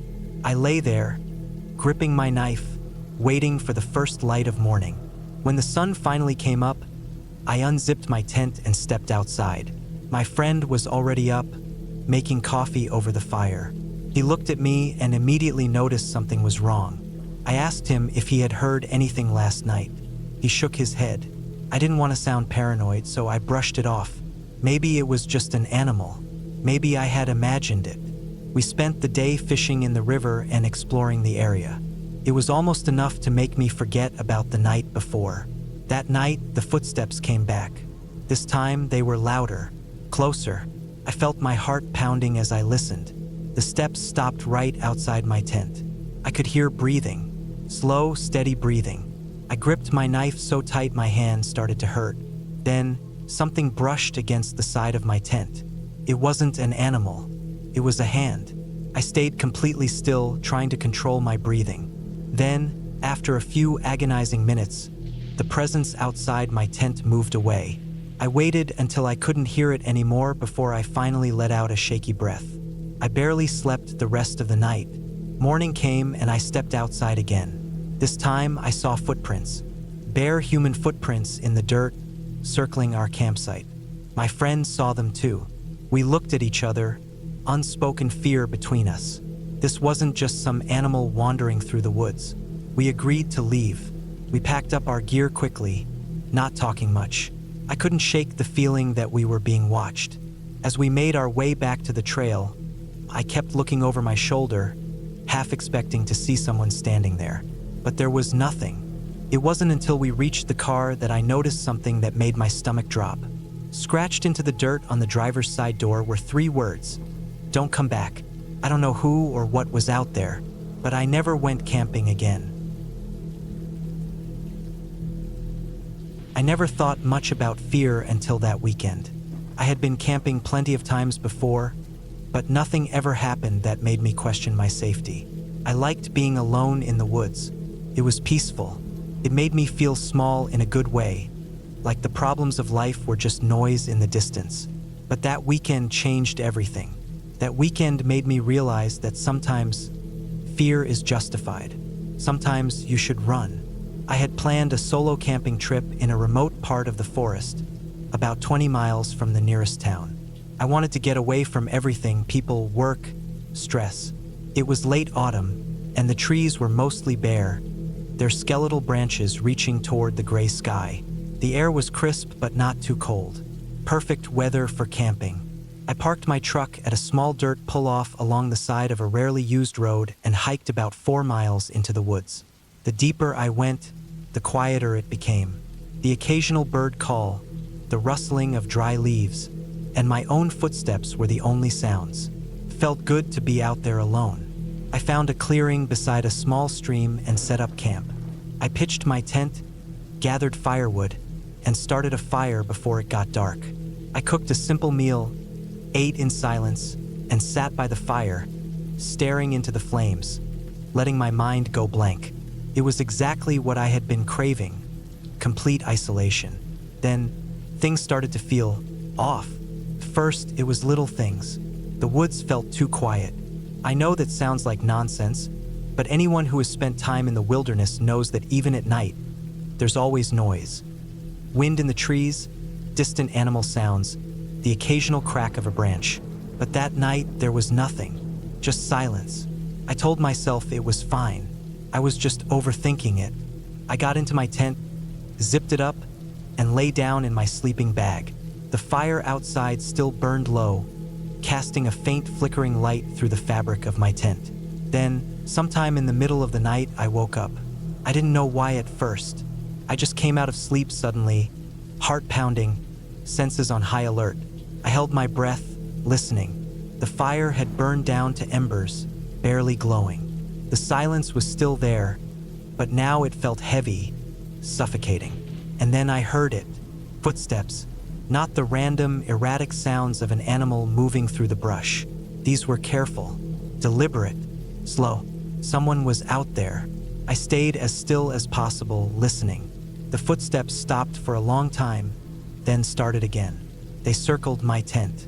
I had my knife with me, but what good would that do if I couldn't see who or what I was dealing with? My gun was in the truck, for miles away, because I had stupidly thought I wouldn't need it. The footsteps stopped again. Then, the sound of something being placed down near my fire pit. A soft, scraping noise, like fabric against the dirt. Then nothing, just silence. I didn't move. I stayed awake until dawn, every muscle in my body tensed, every sound making my heart pound. The moment there was enough light, I unzipped my tent and looked out. The fire pit was still smoldering, a faint trail of smoke curling into the air. But something was there, right beside the ashes. A small pile of rocks, neatly stacked. My stomach clenched. That hadn't been there the night before. I stood up slowly, scanning the trees. Nothing. No movement, no sound. Whoever or whatever had been out there was gone. I didn't waste time. I packed my gear as fast as possible, my hands shaking. As I was rolling up my sleeping bag, I noticed something else. A thin, deep cut in the fabric of my tent, right above where my head had been while I slept. I don't remember the hike back to my truck. I just remember feeling exposed, like I was being watched the entire time. When I finally reached my truck, I threw my gear into the back and locked the doors the second I was inside. I started the engine and pulled onto the road, speeding back toward town. It wasn't until I was safely home that I let myself think about it. Someone had been out there. Someone had watched me. Someone had come close enough to touch my tent while I was sleeping. And they had left me a message, too, actually. The cut in my tent. The stacked rocks. A warning. I don't camp alone anymore. I don't think I ever will again. I had been planning the hike for weeks. The trail was one I had never done before, deep in the backcountry, far from the usual tourist paths. It wasn't anything extreme, about 15 miles round trip with some elevation gain, but it was remote. That was the appeal. I wanted solitude, just me, the trees, and the sound of my boots on dirt. No phone service, no distractions. I started early, right at dawn. The air was crisp, and mist clung to the ground in patches. My pack was heavier than I liked, but I had enough food, water, and gear to get through the day comfortably. I double-checked everything before I left my truck at the trailhead. There were no other vehicles, which reassured me. This was my escape from the world, and for the next 10 hours or so, I would be alone. The first few miles were uneventful. The trail wound through thick pine forest, the smell of sap and damp earth filling the air. Sunlight filtered through the trees, casting long shadows. Occasionally, I heard birds calling, and once, I saw a deer freeze in the distance, watching me before bounding away. Everything felt peaceful. About 5 miles in, the terrain changed. The forest thinned, replaced by rocky hills and sparse vegetation. The trail became less defined, worn away by time and weather. I checked my map and GPS to make sure I was on track. So far, so good. Then I noticed something strange. The footprints. At first, I didn't think much of them. They could have been from another hiker, but they looked old, edges softened by wind and time. They were human, but uneven, almost dragging in places. The odd thing was, they led off the trail, up toward a ridge where the land became steep and unstable. I hesitated but shook it off. People wander off trail all the time. Maybe someone had gone exploring. I pressed on, my boots crunching over loose gravel. As I climbed higher, a strange unease settled over me. The usual sounds of the forest had faded. No birds, no wind rustling the trees, just silence. It felt like the world had emptied out. I swallowed my nerves and kept going. Then I saw it. The tent. It was old, weather-beaten, half collapsed against a cluster of rocks. No sign of anyone around. The fabric was torn in places, flapping slightly in the breeze. I glanced around, feeling exposed. My first thought was that it belonged to a hunter or maybe an ultralight hiker who had left it behind. But something felt off. I approached carefully, calling out a quick hello, just in case. No answer. I nudged the tent with my boot. The frame gave way instantly, crumpling into itself. Whoever had used it hadn't been there in a long time. The real problem was what was inside. A backpack, unzipped and partially spilled out. Clothes, faded from the sun. A pair of hiking boots, stiff with age. And next to it, a notebook. I picked it up, flipping through the pages. Most were filled with messy handwriting, notes about the trail, landmarks, and supplies. Then the entries changed. The last few pages were frantic, barely legible. Something is following me. I hear it at night, I haven't seen it, but I know it's there. I don't think I'm getting out of here. The final entry was a single sentence. It won't let me leave. A chill ran down my spine. I scanned the area, suddenly hyper-aware of how alone I was. My rational mind tried to explain it away. Maybe the person had gotten lost and panicked. Maybe they wrote it as a joke, or they had been hallucinating from dehydration. But then I saw the footprints again. Fresh ones. They weren't mine. I turned in a slow circle, my pulse hammering. The footprints led away from the tent, up toward the ridge. Someone had been here recently.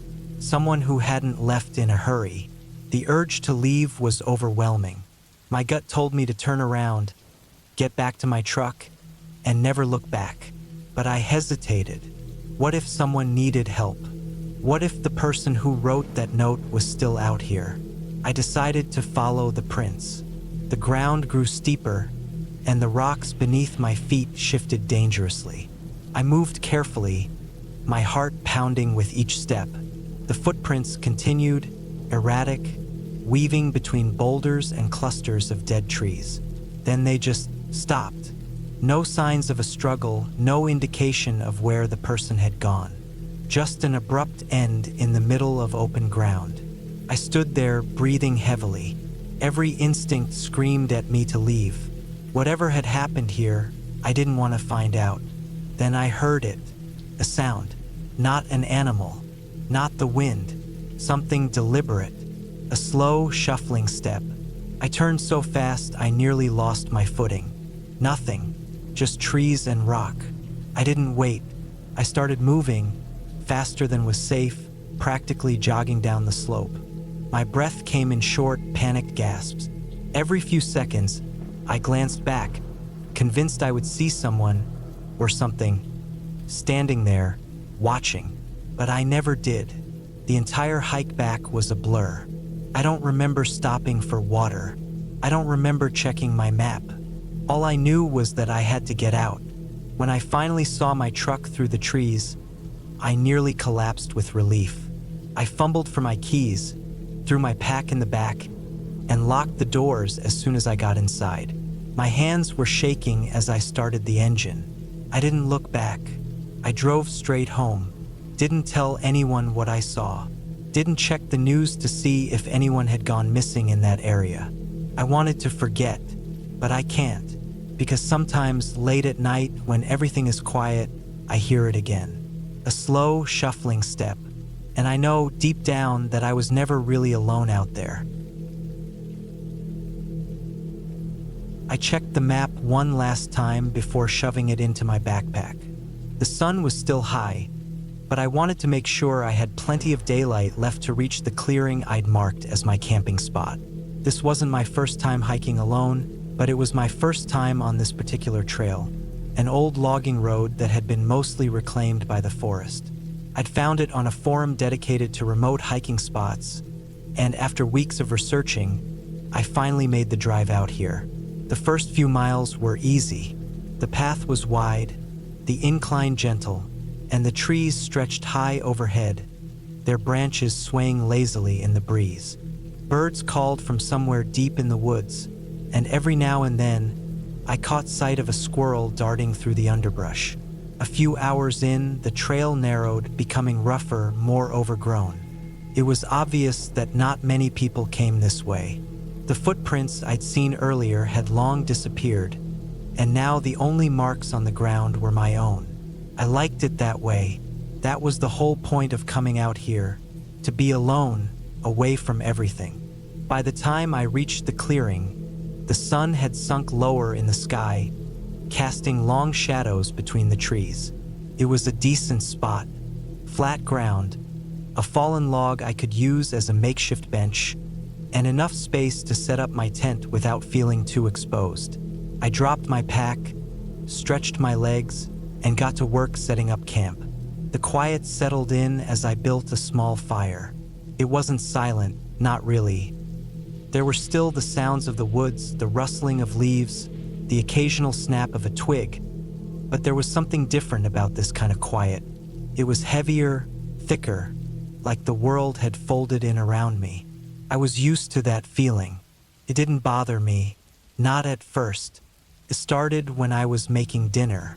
A simple meal, just some dehydrated food and boiling water. But as I stirred the pot, I noticed something off. The sounds of the forest had changed. The birds had gone quiet. The insects, too. It wasn't total silence. There was still the occasional creak of tree branches swaying, but it felt wrong, like something was waiting. I told myself it was nothing. Animals go quiet when they sense a predator. Maybe a coyote was moving through the area or a bear. I had my bear spray, my knife. I wasn't worried. Not really. I forced myself to eat, to ignore the unease creeping up my spine. When the food was gone and the fire had burned down to embers, I crawled into my tent, zipped myself in, and lay back against my sleeping bag. I listened. The woods didn't feel right. Sleep didn't come easy. Every time I started to drift off, a noise would jolt me awake. A distant crack, the whisper of movement just beyond the tent walls. I told myself it was just the wind, just the normal sounds of the forest. But I knew better. At some point, exhaustion took over. I don't know how long I was asleep before I woke up again, but when I did, I knew something was wrong. The air inside the tent felt thick, stifling, like I was breathing in something heavy, something that didn't belong. My skin prickled, my instincts screaming at me that I wasn't alone. I held my breath, listening. There it was again, a sound just outside the tent. Not an animal sound, something else. A shuffling, deliberate and slow, like someone or something was trying to move quietly. I stayed still, forcing myself to breathe evenly. My mind raced through possibilities. Person? No. There were no other cars at the trailhead. No signs of anyone else on the trail. Something scraped against the fabric of my tent. I grabbed my knife. I didn't unzip the tent, didn't make a sound. I just held my breath and waited. Minutes passed, then an hour. My muscles ached from the tension, but I didn't move. Eventually, the sound faded. Whatever was out there, it was gone. When the first light of dawn crept through the trees, I unzipped the tent. My hands were shaking. I told myself I'd imagined it, that it was just my mind playing tricks on me. But then I saw the footprints. Not animal prints, boot prints. Someone had been out here, watching me, standing right outside my tent in the middle of the night. I packed my gear in record time. I didn't eat, didn't bother with the fire. I just needed to leave. I retraced my steps down the trail, moving fast. Too fast. My heart pounded as I walked, ears straining for any sound that didn't belong. A few miles in, I stopped to catch my breath. That's when I saw it. A fresh boot print. On the trail. It wasn't mine, and it was facing the direction I had just come from. Someone had been following me. I didn't run. Running meant making noise, meant missing things. I forced myself to keep a steady pace, to keep moving. I didn't stop again. Not until I saw my car through the trees. The relief that washed over me was instant. I rushed the last few feet, throwing my pack into the back seat and locking the doors before I even started the engine. As I pulled onto the road, I looked back toward the trailhead. There, just beyond the tree line, stood a man. I didn't stop, didn't slow down. I drove until I was miles away, until I had service and could call someone. The police didn't find anything. No footprints, no signs of anyone else out there. They told me it was probably another hiker, maybe even a ranger. But I knew better. I haven't been back to that trail since, and I never hike alone anymore.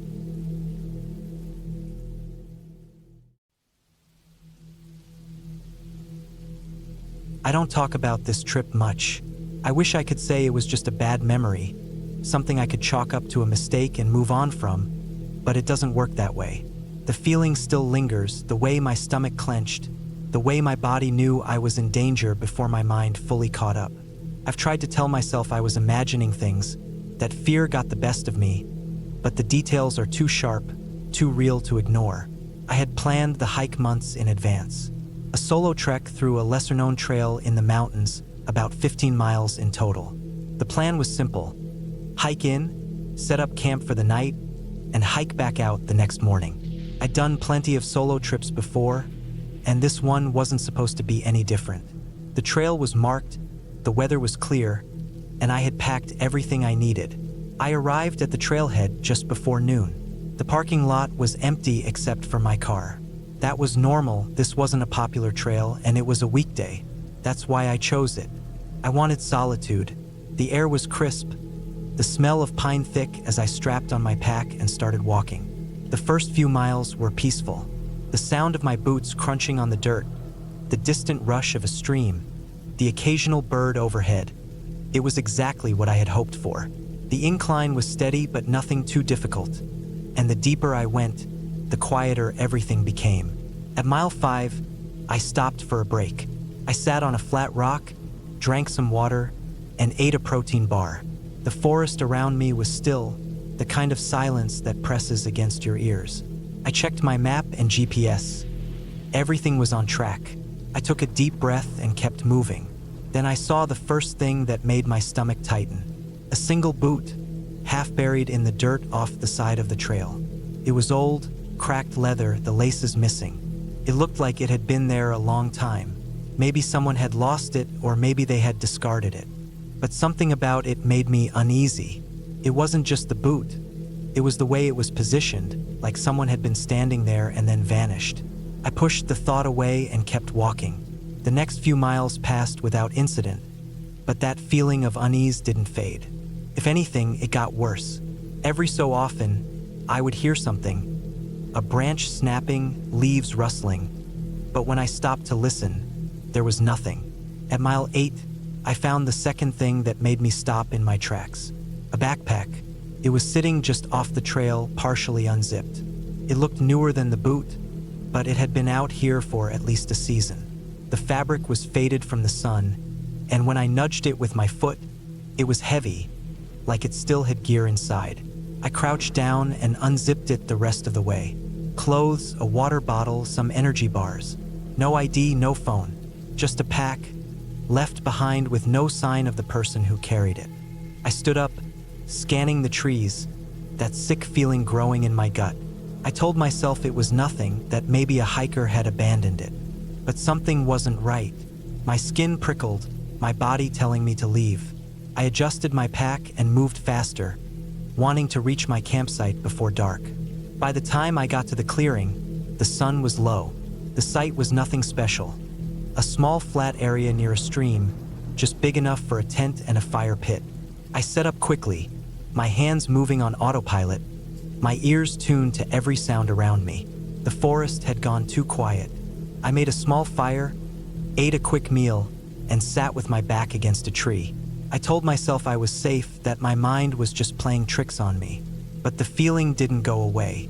The trees felt too close, the dark too heavy. Then I heard it, a single footstep somewhere beyond the tree line. Slow, careful. I didn't move. I didn't breathe. My pulse pounded in my ears as I strained to listen. Another step, closer. I reached for my knife, my fingers wrapping around the handle. My brain was screaming at me to do something, but I didn't know what. Run? Hide? Call out? I did nothing. I just sat there, staring into the dark. Then silence. I stayed awake all night. The fire burned low, casting weak, flickering light. My knife never left my hand. As the first light of dawn crept through the trees, I packed up my gear in record time. I didn't eat. I didn't stop to check my map. I just started walking, fast. Every few minutes, I glanced over my shoulder. I didn't see anything, but I felt it. That presence, that weight in the air. Something was out there, watching, following. At mile 10, I saw something that made my blood run cold. A fresh footprint. Not mine. Bigger, deeper, and not alone. There were others. More than one. I stopped. My breath came fast. My legs screamed at me to run, but I forced myself to stay calm. If they had wanted to attack me, they would have done it last night. They were toying with me, hurting me. I moved faster. My heart hammered against my ribs as I practically jogged down the trail. The trees blurred past me.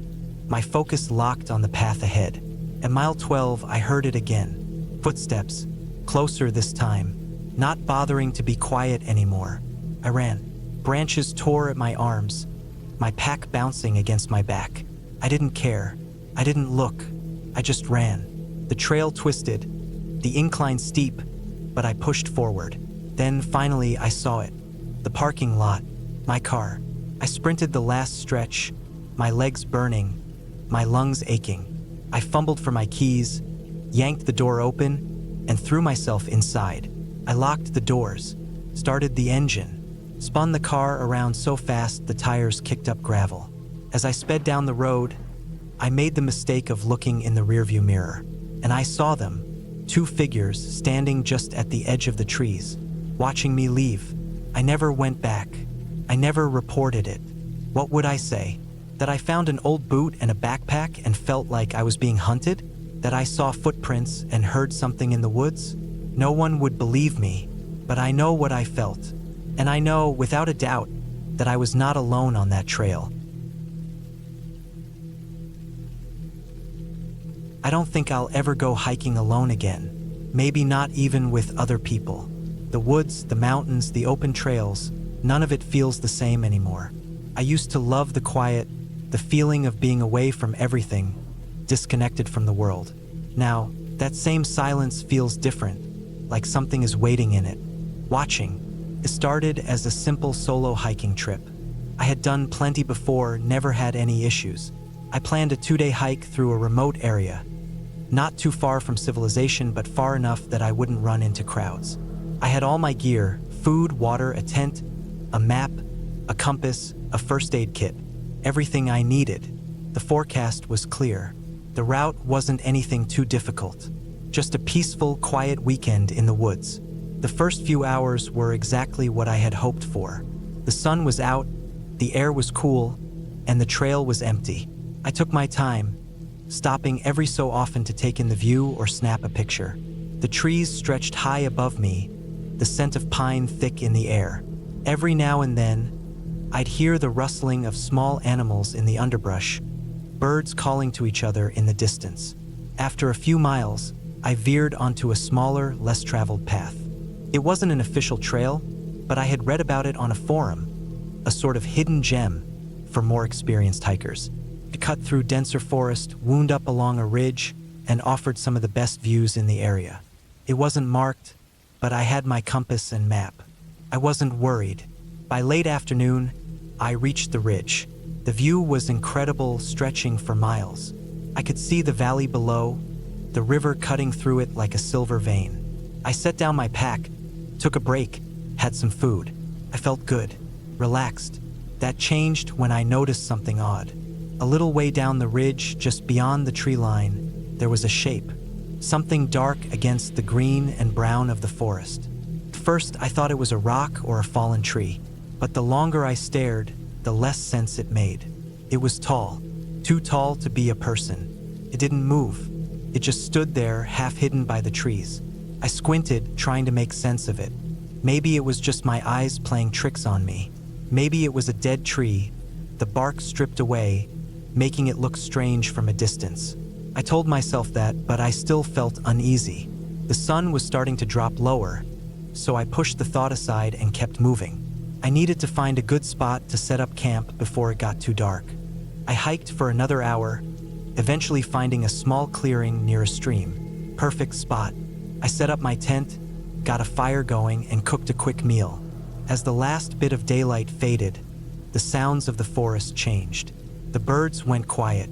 The wind barely stirred the leaves. It was just the crackling of my fire and the occasional creak of trees shifting. I was used to that. Night in the woods was always different than the day, but this time it felt heavier. I couldn't stop thinking about that shape on the ridge. I kept glancing around, expecting to see something just beyond the tree line. Nothing was there, but the feeling didn't go away. I forced myself to ignore it. I climbed into my tent, zipped up my sleeping bag, and tried to sleep. At some point in the night, I woke up. At first, I didn't know why. Then I heard it. Footsteps. Slow, careful, moving through the underbrush just outside my camp. I held my breath, listening. My fire had burned down to embers, leaving the clearing in near darkness. The steps were deliberate, not the random scurrying of an animal. Someone was walking out there. I reached for my knife, my heart hammering in my chest. The footsteps stopped. Silence. I strained to hear anything, but there was nothing. Just the wind, barely rustling the leaves. Then suddenly, the sound of something scraping against bark. Long, slow, deliberate. I swallowed hard. It was close. Too close. I thought about unzipping the tent, grabbing my flashlight, but I didn't want to make a sound. I just lay there, gripping my knife, waiting. Minutes passed, maybe an hour, then nothing. Eventually, exhaustion won. I don't know when I fell asleep, but when I woke up, the sun was just starting to rise. The fire was out, the clearing looked the same as it had the night before. For a moment, I almost convinced myself I had imagined it. Then I stepped out of the tent. The ground around my campsite was disturbed. Footprints, not boots, bare feet, large but human-shaped. They circled my camp, stopped right outside my tent flap. My stomach dropped. I scanned the trees, the ridge beyond them. Nothing, but the feeling was still there, that heavy, pressing silence. I packed up as fast as I could. I wasn't sticking around another night. I checked my map, decided to take a more direct route back to my truck. It would be harder terrain, but faster. I moved quickly, barely stopping. The whole time, I felt like I was being watched. Every so often, I'd catch movement in my peripheral vision, but when I turned, there was nothing, just trees. At one point, I found something that made my blood run cold. A tree, deep gouges carved into the bark. 5 long, parallel scratches starting high and dragging down. Not made by an animal. Too precise, too intentional. I kept moving. By midday, I finally spotted the dirt road where my truck was parked. Relief flooded me, but I didn't slow down. I practically jogged the last stretch, my eyes darting to the trees, expecting to see something step out at any moment. I reached my truck, threw my gear inside, and locked the doors the second I got in. My hands were shaking as I started the engine. As I turned the truck around, I glanced one last time at the trailhead, and there, just beyond the tree line, something stood, tall, still, watching. I didn't stop to get a better look. I hit the gas and didn't let up until I was miles away. I don't know what I saw. I don't know who or what was out there, but I do know one thing. I was not alone in those woods. I had been hiking alone for years, and I never once felt scared in the woods. It was where I went to clear my head, to get away from the noise of everyday life. But this trip was different. I didn't know it at the time, but something was about to go very, very wrong. I had planned a 3-day hike deep into a remote section of the mountains, an area I had never been to before. It wasn't a tourist spot, just a rough, overgrown trail that barely showed up on maps. That was exactly what I wanted. No people, no distractions, just me and the wilderness. I packed light but smart. Tent, sleeping bag, enough food, water filter, extra layers, a knife, and a GPS that I barely planned on using. I trusted my instincts more than anything. The first day was peaceful. The trail was rough, but nothing I couldn't handle. Thick trees surrounded me, their branches weaving together to block most of the sunlight. Occasionally, I'd catch glimpses of the mountains rising in the distance. I followed a river upstream for most of the afternoon, filling my bottle whenever I needed. There were no other footprints in the dirt, no signs of people anywhere, just how I liked it. That night, I set up camp near a small clearing, close enough to the river that I could hear the water moving. The sound was comforting. I built a small fire, ate a quick meal, and watched the last light disappear behind the trees. The air was cool but not cold. I fell asleep fast. I woke up suddenly in the middle of the night. The fire had died down to just embers, and the night was completely silent. Not just quiet, silent. No wind, no insects, no rustling leaves. I sat up in my sleeping bag, listening, but I couldn't hear a thing. I told myself it was nothing. Maybe I had just woken up at the exact moment a breeze had stopped, or maybe I was still half asleep. Still, something didn't feel right. I lay back down, but it took me a long time to fall asleep again. The next morning, I packed up and kept moving. The silence of the night was still in the back of my mind, but I pushed it away. I had miles to cover. As I moved deeper into the mountains, the trail became harder to follow. It was clear that almost no one came out this way. I had to push through thick undergrowth, stepping over fallen trees and navigating around steep, eroded sections of the trail.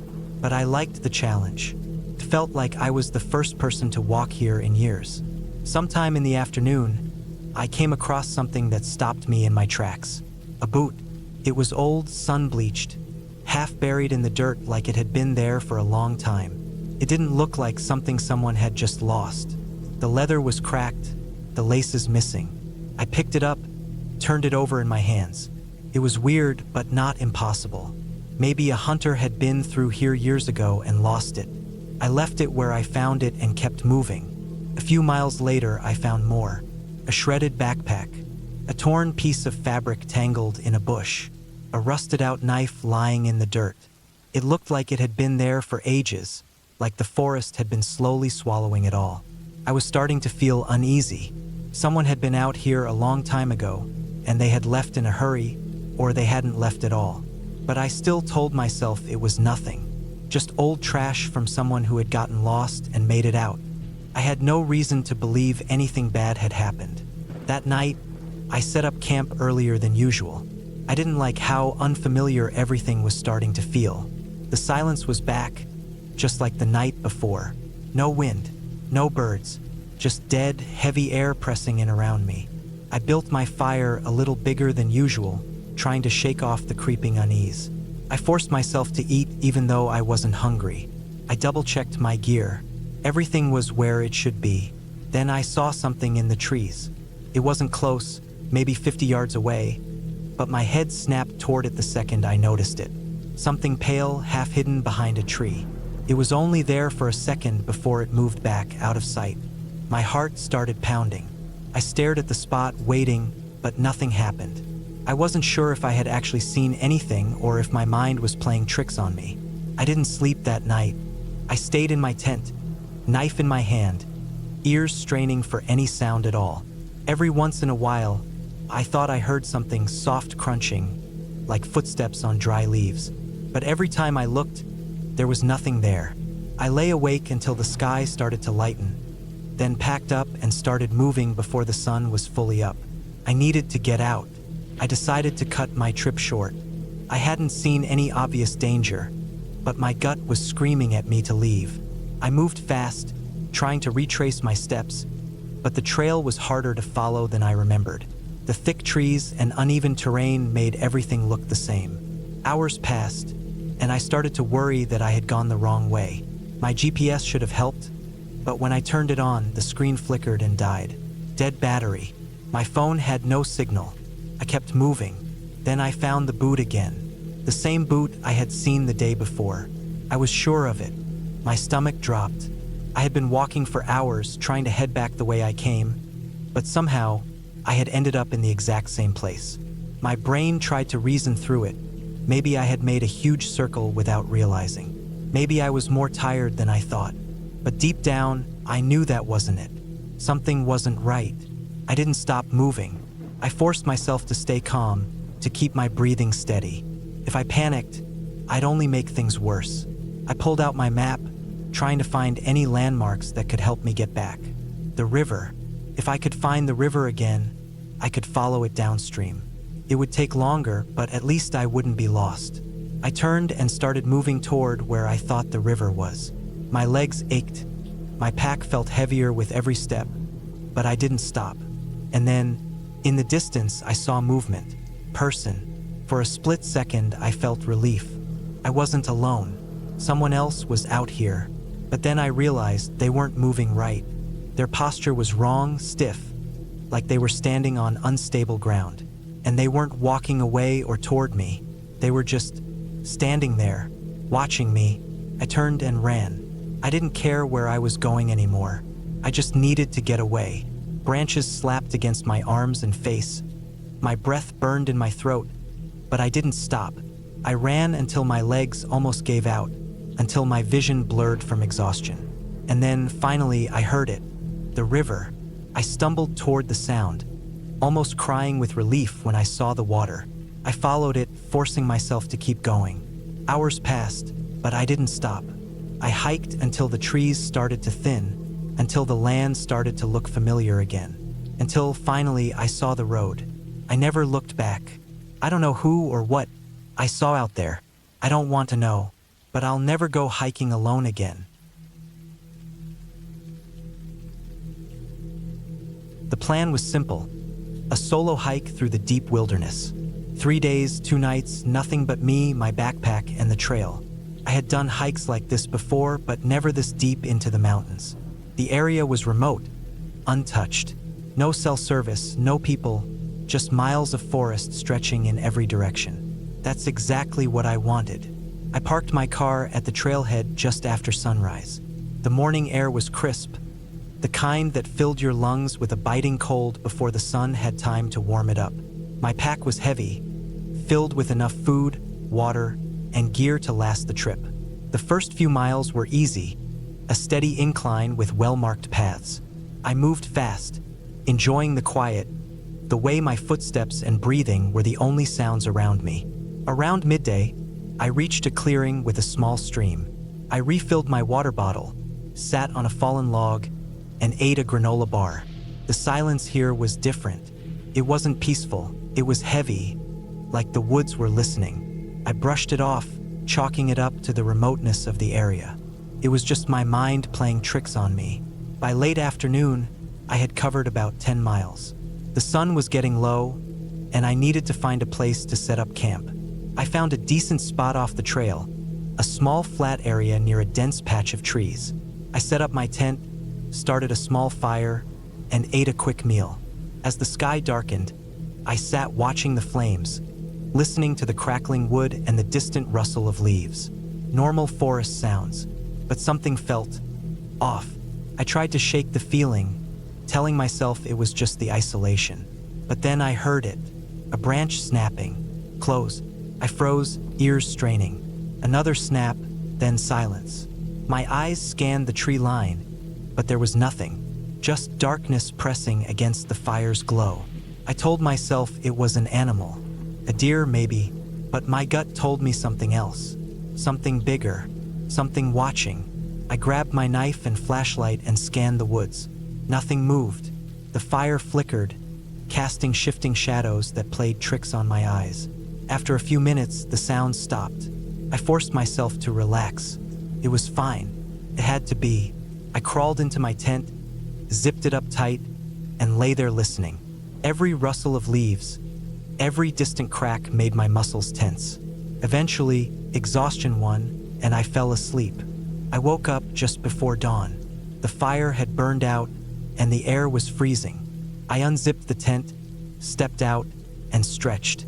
That's when I saw them. Footprints, not mine. They circled my camp, stopping just outside my tent. Bare feet. The prints were deep, clear in the dirt. Someone or something had stood there, just inches from where I had been sleeping. My stomach twisted. I wasn't alone out here. I packed fast. No breakfast, no fire. Just stuffed my gear into my pack and got moving. I wanted to believe it was some lost hiker, but what kind of hiker walks barefoot through the freezing woods in the middle of the night? I pushed that thought away and picked up my pace. By midday, I had covered more ground than planned. I wanted out of these woods. Something wasn't right. The silence was heavier now, pressing in on me. I didn't hear birds, didn't see squirrels or deer. It was like the whole forest was holding its breath. Then I saw it. A shape standing just off the trail, deep in the trees. Too far to see clearly, but close enough that I knew it wasn't an animal. Tall, unmoving, watching me, my legs locked up. My throat went dry. I didn't want to stare, but I couldn't look away. I lifted my hand, gripping the knife at my belt, ready to run or fight or do whatever I needed to do. But when I blinked, it was gone. Just trees, just emptiness. I forced myself forward, my pulse hammering. I kept my pace steady, but my body screamed at me to run. I fought that urge. Running meant panic. Panic meant mistakes. For hours, I moved fast, barely stopping for water. My legs ached. My breath came in sharp gasps, but I didn't stop. The feeling of being watched never left. Every so often, I'd catch glimpses, something shifting between trees, a shadow that shouldn't be there, the snap of a twig just behind me. I wasn't alone, and whoever, whatever it was, wasn't letting me go.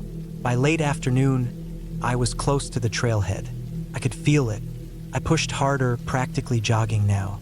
Then I saw something that made my stomach drop. My car. It was still there, but something was wrong. The driver's side door was open. I knew for a fact I had locked it. I never left my car unlocked in the wilderness. My hands were shaking as I approached. The inside was trashed. My backpack, which I had left inside, was ripped open, its contents scattered. My glove compartment had been emptied, papers thrown everywhere. But what stopped me cold was what was on the windshield. A single handprint, smudged, dirty, bare, the same size as the footprints around my tent. I didn't wait. I jumped into the car, turned the key, and peeled out, kicking up gravel as I sped down the dirt road. My heart pounded, every nerve screaming at me to get as far away as possible. I didn't stop until I hit the main highway. Only then did I pull over, hands gripping the wheel so tight my knuckles were white. I sat there, trying to calm my breathing, trying to make sense of what had happened. I never reported it. What would I even say? That someone, barefoot, had stalked me through miles of wilderness, left no trace except for footprints and a handprint? That they had been out there, waiting, watching? I don't hike alone anymore, and I never go back to those woods. The plan was simple. A solo hike through the deep wilderness. 3 days, 2 nights, nothing but me, my backpack, and the trail. I had done hikes like this before, but never this deep into the mountains. The area was remote, untouched. No cell service, no people, just miles of forest stretching in every direction. That's exactly what I wanted. I parked my car at the trailhead just after sunrise. The morning air was crisp, the kind that filled your lungs with a biting cold before the sun had time to warm it up. My pack was heavy, filled with enough food, water, and gear to last the trip. The first few miles were easy, a steady incline with well-marked paths. I moved fast, enjoying the quiet, the way my footsteps and breathing were the only sounds around me. Around midday, I reached a clearing with a small stream. I refilled my water bottle, sat on a fallen log, and ate a granola bar. The silence here was different. It wasn't peaceful, it was heavy, like the woods were listening. I brushed it off, chalking it up to the remoteness of the area. It was just my mind playing tricks on me. By late afternoon, I had covered about 10 miles. The sun was getting low, and I needed to find a place to set up camp. I found a decent spot off the trail, a small flat area near a dense patch of trees. I set up my tent, started a small fire, and ate a quick meal. As the sky darkened, I sat watching the flames, listening to the crackling wood and the distant rustle of leaves. Normal forest sounds, but something felt off. I tried to shake the feeling, telling myself it was just the isolation. But then I heard it, a branch snapping. Close. I froze, ears straining.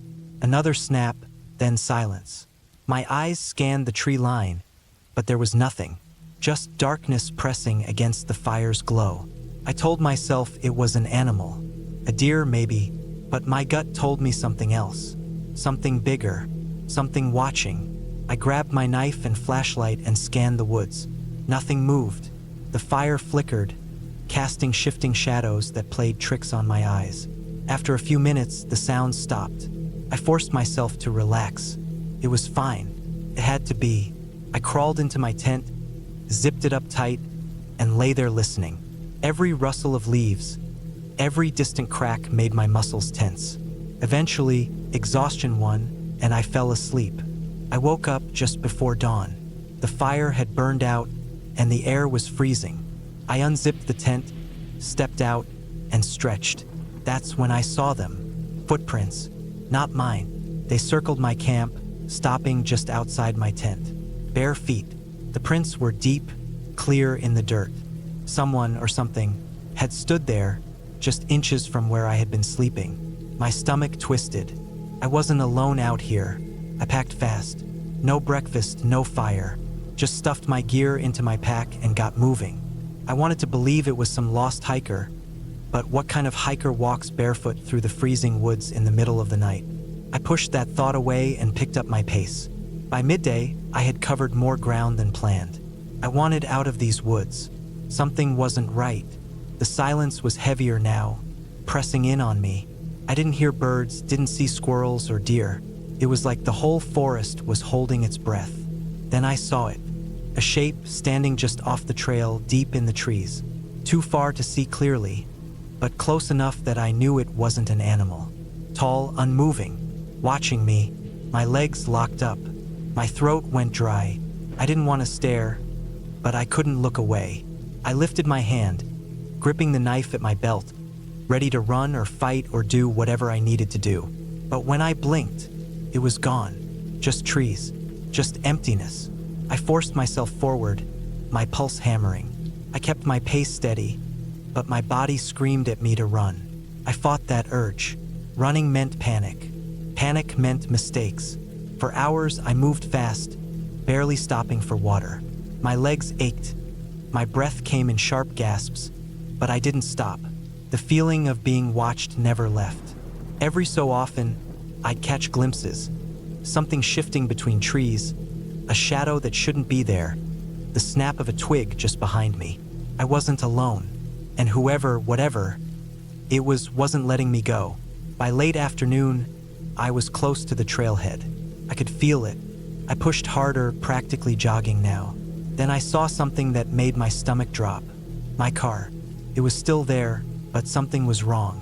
The driver's side door was open. I knew for a fact I had locked it.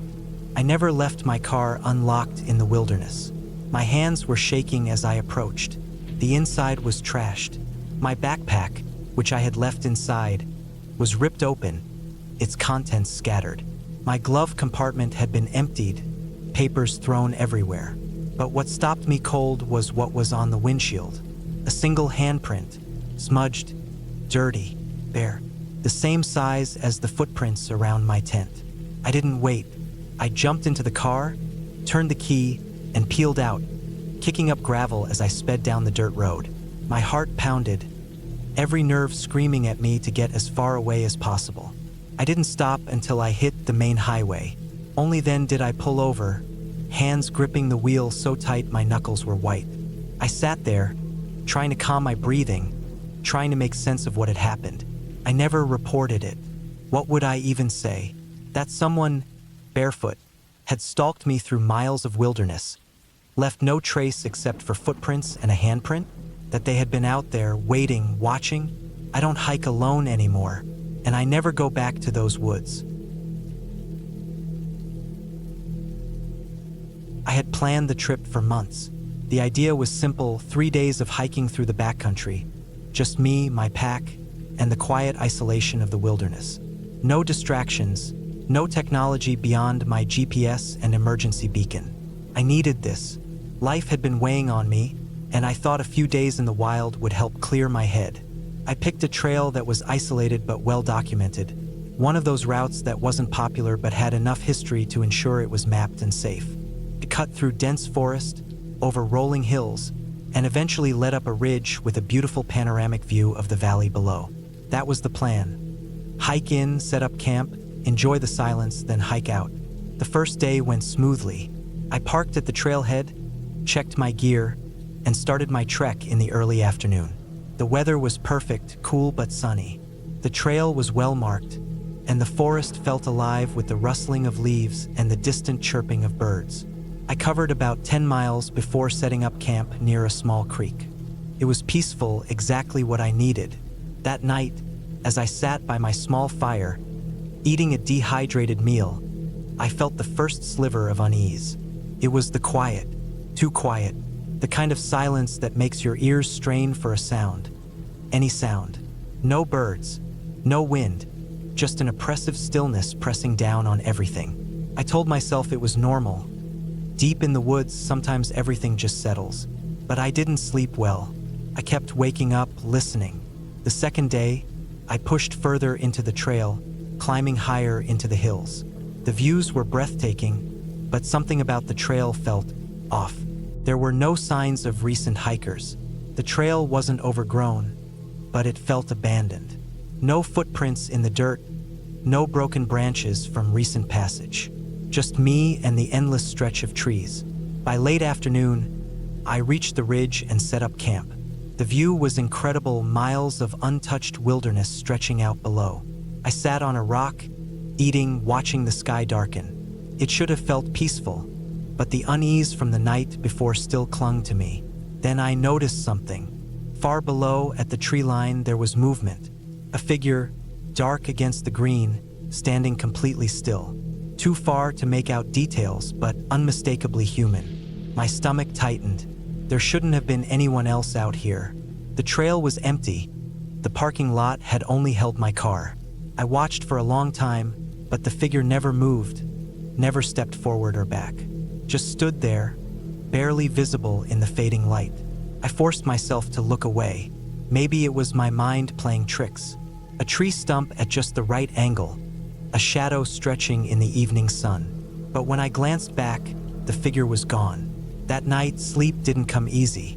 The wind had picked up, whistling through the trees, making the branches creak and groan. Every time I closed my eyes, I saw that figure again, standing motionless in the distance. At some point, exhaustion took over, and I drifted off. I woke up to the sound of footsteps, slow, deliberate, moving just outside my tent. My body went rigid, breath caught in my throat. I listened, heart pounding, as the steps circled me. Not an animal too heavy, not another hiker, no one was out here. I stayed frozen, gripping my knife, waiting. The steps stopped just beside my tent. Silence stretched on, thick and suffocating. Then, after what felt like hours, the steps moved away, fading into the night. I didn't sleep after that. I lay awake until the first light of dawn crept over the ridge. Then I packed up in record time. I was supposed to stay another night, but I didn't care. I needed to get off that trail. I moved fast, barely stopping, pushing myself harder than I ever had. But the feeling didn't leave me. That sense of being watched followed. Every so often, I'd glance back, expecting to see someone just beyond the trees. But there was never anything there. By midday, I reached the lower forest, back near the creek where I had camped the first night. That's when I saw them. Footprints, not mine.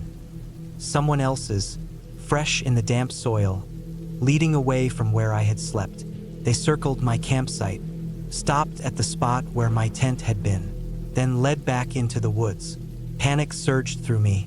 Whoever had been out here had been watching me long before I heard them. They had stood outside my tent, inches away from where I slept, listening. I ran. The last few miles were a blur. I moved as fast as I could, lungs burning, legs screaming, but I didn't stop. Not until I saw my car at the trailhead, untouched, exactly as I left it.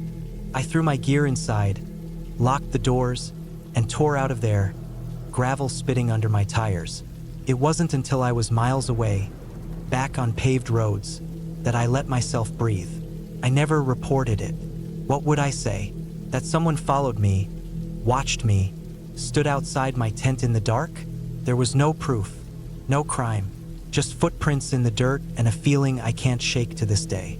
I still hike, but never alone, never again.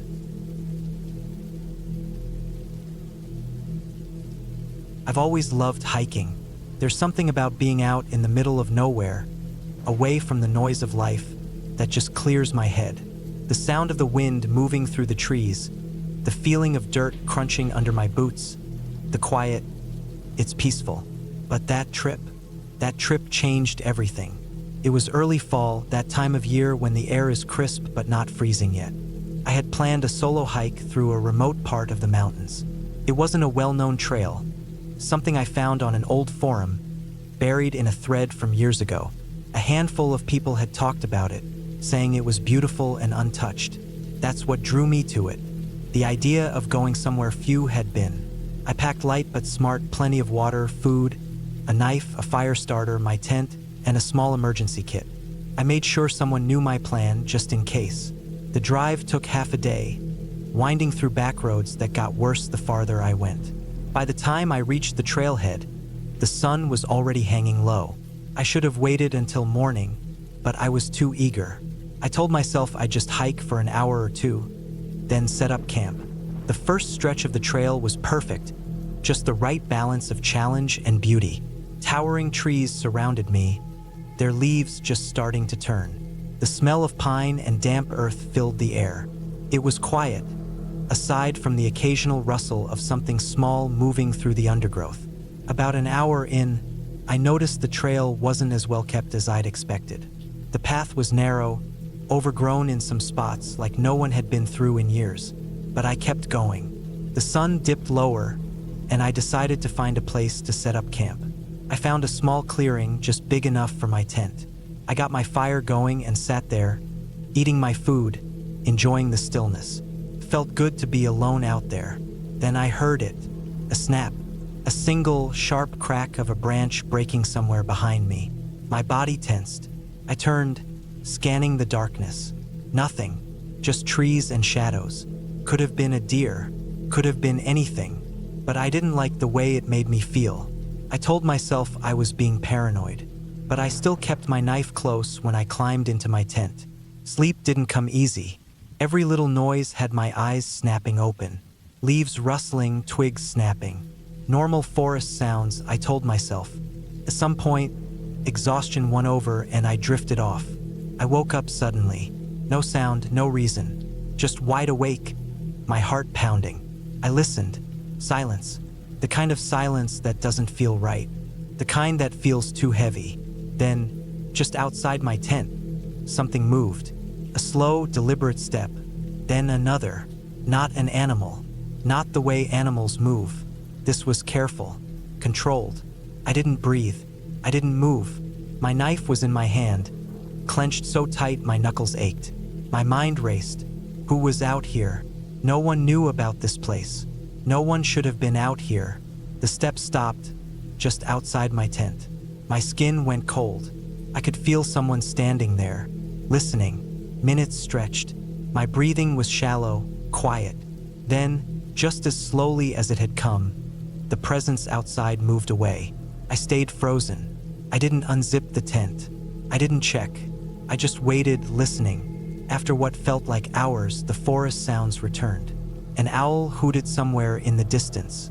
The wind rustled the trees.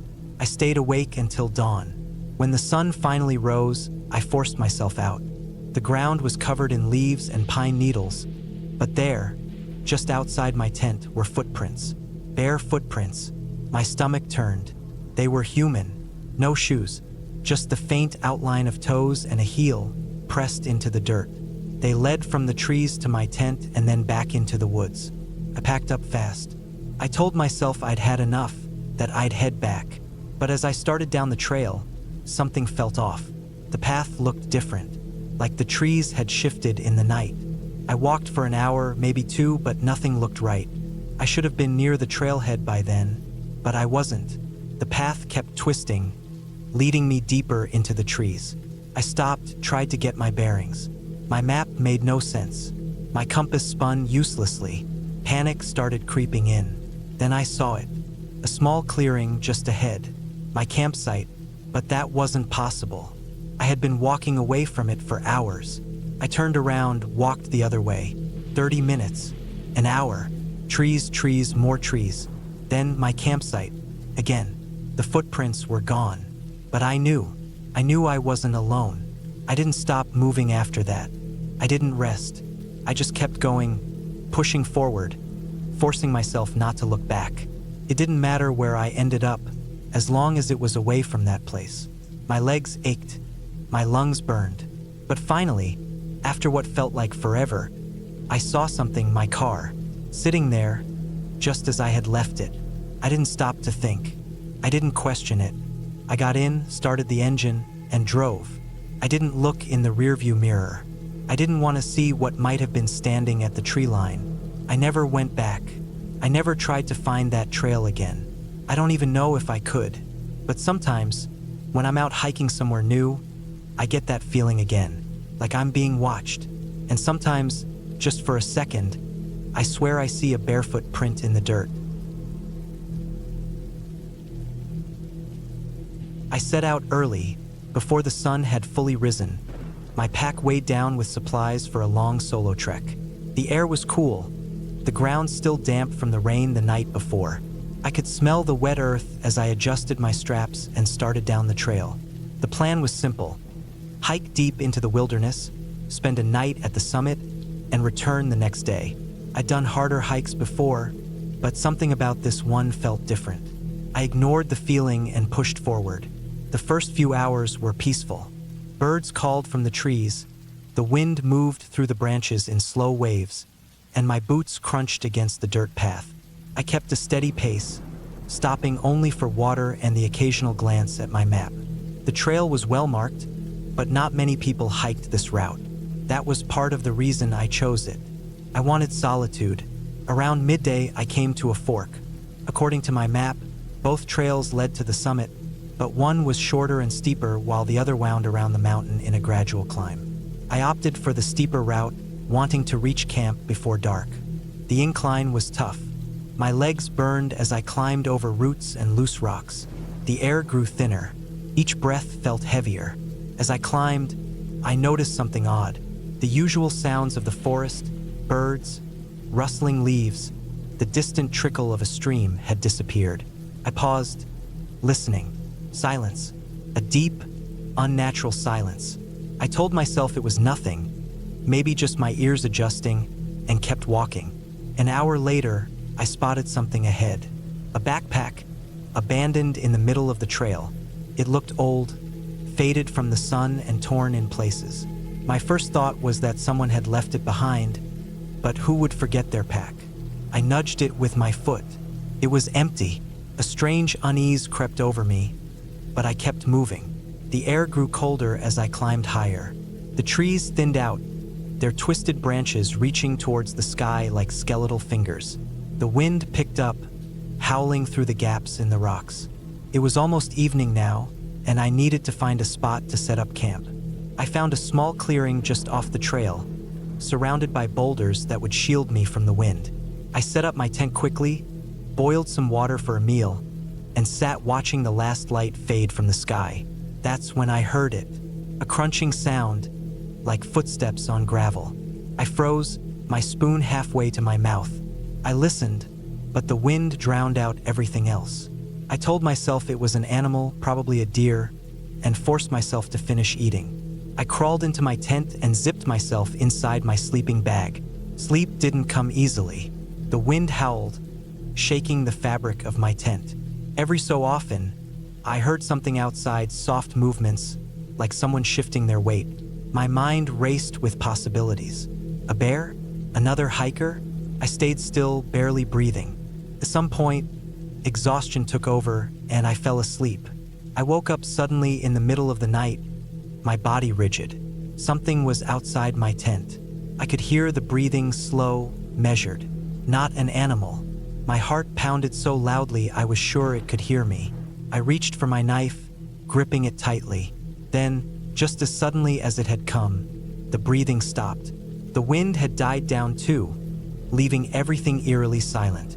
I stayed awake until the first light of morning crept over the horizon. When I finally unzipped my tent and stepped outside, my stomach turned. Footprints. Human footprints circled my tent, overlapping in a chaotic pattern. My breath caught in my throat. I scanned the trees, my knife still in hand. Nothing. Whoever had been there was gone. I packed my things in record time. I wasn't staying another night. I told myself it was just a lost hiker who had wandered too close, but deep down, I didn't believe that. I took the longer trail back, wanting to stay in open areas as much as possible.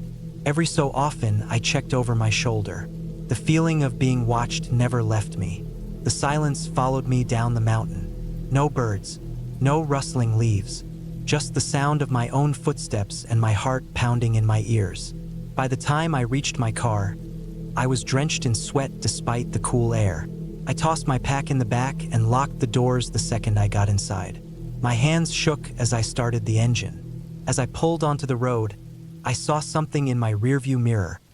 A figure standing at the tree line, half hidden by the branches. Watching, I didn't stop. I didn't look back. I never hiked alone again. I never considered myself reckless, but I liked hiking alone. There was something about the solitude, the quiet, the way the forest seemed to belong to me when no one else was around. I had been hiking for years, always careful, always prepared. I checked the weather, packed supplies, and planned my routes down to the mile. This trip was supposed to be a simple overnight hike in the mountains. A long trail leading to a small lake, where I'd set up camp, spend the night, and head back in the morning. I had done longer hikes, harder ones. This should have been nothing. It started well enough. The sun was high, the air crisp. The first few miles were easy, a steady incline through thick trees. I moved at a good pace, stopping every now and then to take in the view or drink some water. The woods were quiet, but not unnaturally so. Birds called from the branches, small animals rustled in the undergrowth. Everything felt normal. Then, about 5 miles in, I noticed something strange. A tree, stripped of its bark in long, jagged claw marks. Not bear marks. I had seen those before, these were different. Too high up, too deep. I frowned, took a picture with my phone, and kept moving. Maybe someone had been messing around with a knife. It was weird, but not unsettling. The deeper I went, the quieter the woods became. The usual sounds, birds, insects, distant rustling, started fading away. By the time I reached the lake, there was nothing, just silence, thick and heavy. I tried to ignore it. I set up camp, got a fire going, and ate my food. Then I saw the footprints. They were just past my campsite, leading from the water's edge into the trees. Barefoot. The prints were large, the toes spread wide. The sight of them sent a chill through me. No one else should have been out here. The nearest trailhead was miles away, and I hadn't seen a single person since I started. I told myself they were old, that someone had come out here before me, but the ground was soft, and the edges of the prints were sharp, fresh. I didn't sleep much that night. Every time I closed my eyes, I heard things. Twigs snapping, the faint rustling of leaves, something moving just beyond the firelight. I kept my knife close, my hand wrapped around the handle. At some point, exhaustion won. I must have dozed off because I woke up to the sound of something splashing in the lake. I sat up, pulse hammering. The fire had burned low, casting flickering shadows across the ground. I grabbed my flashlight, swept it over the water. Nothing. Then I heard it. Not from the lake behind me. Close. Breathing. Slow, deliberate. I didn't turn around. Couldn't. Every instinct in my body told me not to move. The breathing stayed for what felt like forever. Then, just as suddenly, it was gone. I packed up at first light. I didn't eat, didn't even bother with the fire. I just shoved everything into my pack and started walking. The forest felt different. The trees pressed in closer, the shadows stretched long, and the silence was worse than before. About a mile in, I saw more footprints, fresh, leading alongside mine. Following them, I walked faster. My back prickled with the feeling of being watched. Every so often, I glanced over my shoulder, but I never saw anything. Then I smelled it. Rot, thick, choking, like meat left in the sun too long. I covered my nose, tried to ignore it, but it only got stronger. My stomach churned. Then I saw the deer. It was just off the trail, half hidden behind a tree. Its body was twisted, the legs bent at unnatural angles. The head was wrong, like something had grabbed it and yanked hard. The eyes were gone. The mouth hung open. There was no blood. I didn't stop to look. I walked faster.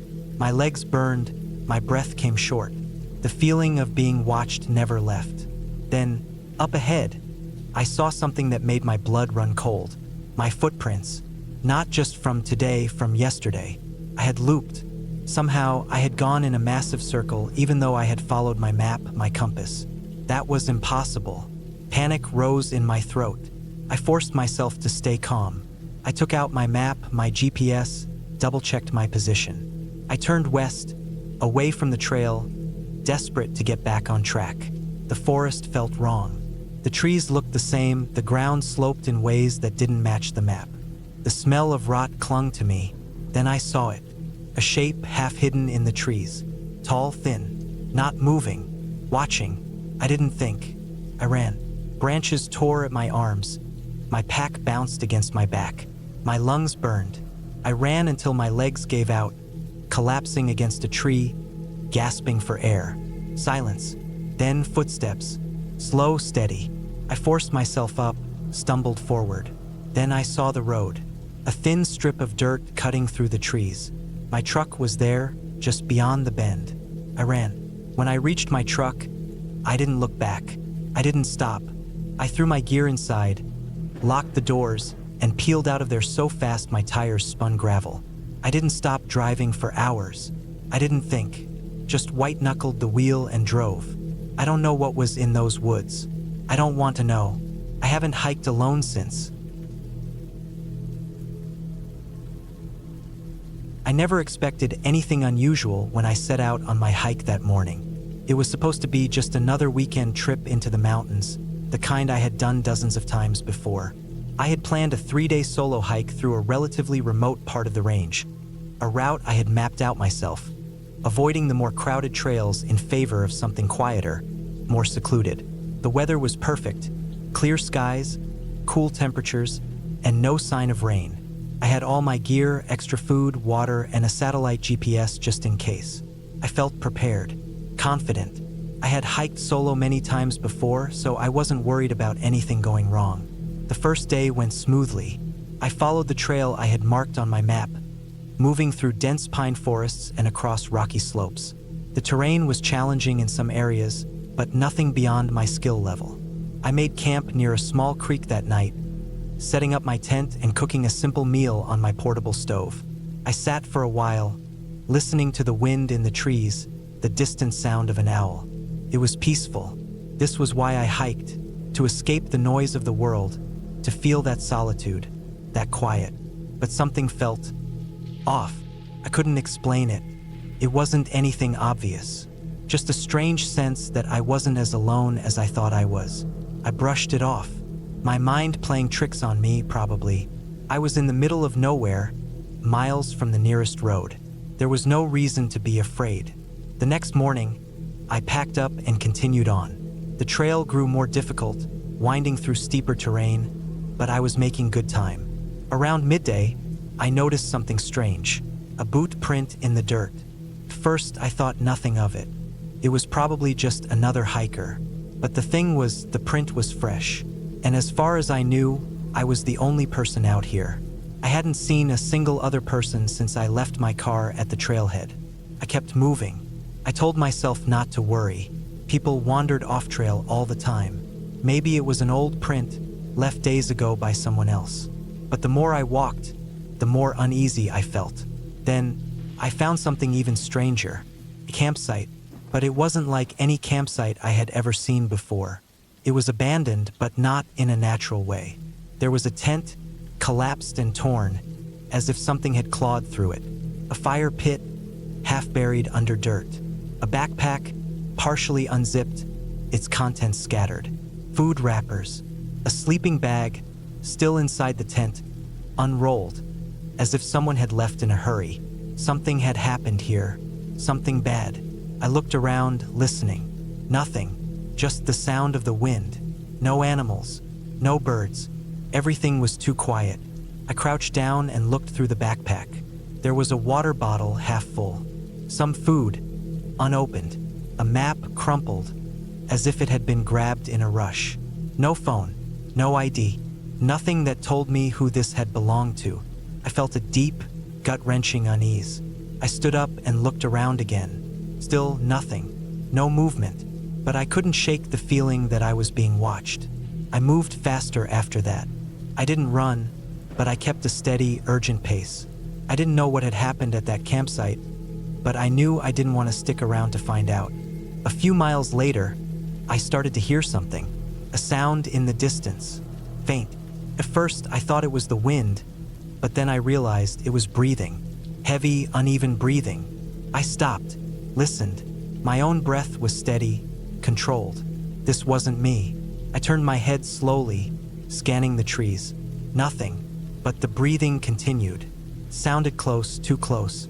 I didn't hesitate. I moved, fast as I could without outright sprinting. My heart was pounding, my skin cold despite the heat of the afternoon.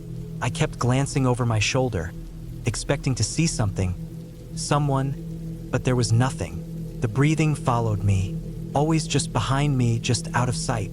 I don't know how long I kept moving like that, only that by the time I finally stopped to catch my breath, the sun was beginning to set.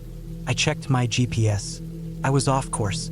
Somehow, without realizing it, I had veered miles away from my intended path. I had been so focused on moving forward that I hadn't paid attention to where I was going. I knew I couldn't keep going in the dark. I needed to set up camp, even if every instinct in me was screaming to keep moving. That night was the longest night of my life. I barely slept. Every sound, every rustle in the trees sent my heart racing. The breathing was gone, but the feeling of being watched wasn't. I gripped my knife in my hand and stayed awake for as long as I could. When the first light of morning came, I packed up and moved fast. I checked my GPS again and reoriented myself, determined to get back to the trail, back to civilization. But as I hiked, I found something that made my blood run cold. Another boot print, fresh, and right next to it, a deep, unnatural mark in the dirt, like something heavy had been dragged. I didn't think. I ran. I ran until my legs ached, until my lungs burned. I ran until I saw something that nearly made me collapse with relief. The road, the trailhead, my car. I didn't look back. I didn't stop to catch my breath. I unlocked my car, threw my gear inside, and drove. I didn't stop driving until I was miles away, until the mountains were nothing but a distant shape in my rearview mirror. I don't know what I saw out there. I don't know what happened to the person who left that campsite behind.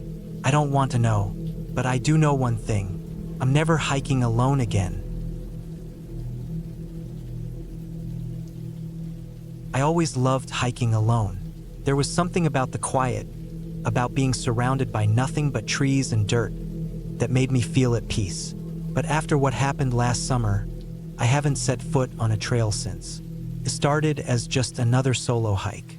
I had been planning this trip for months.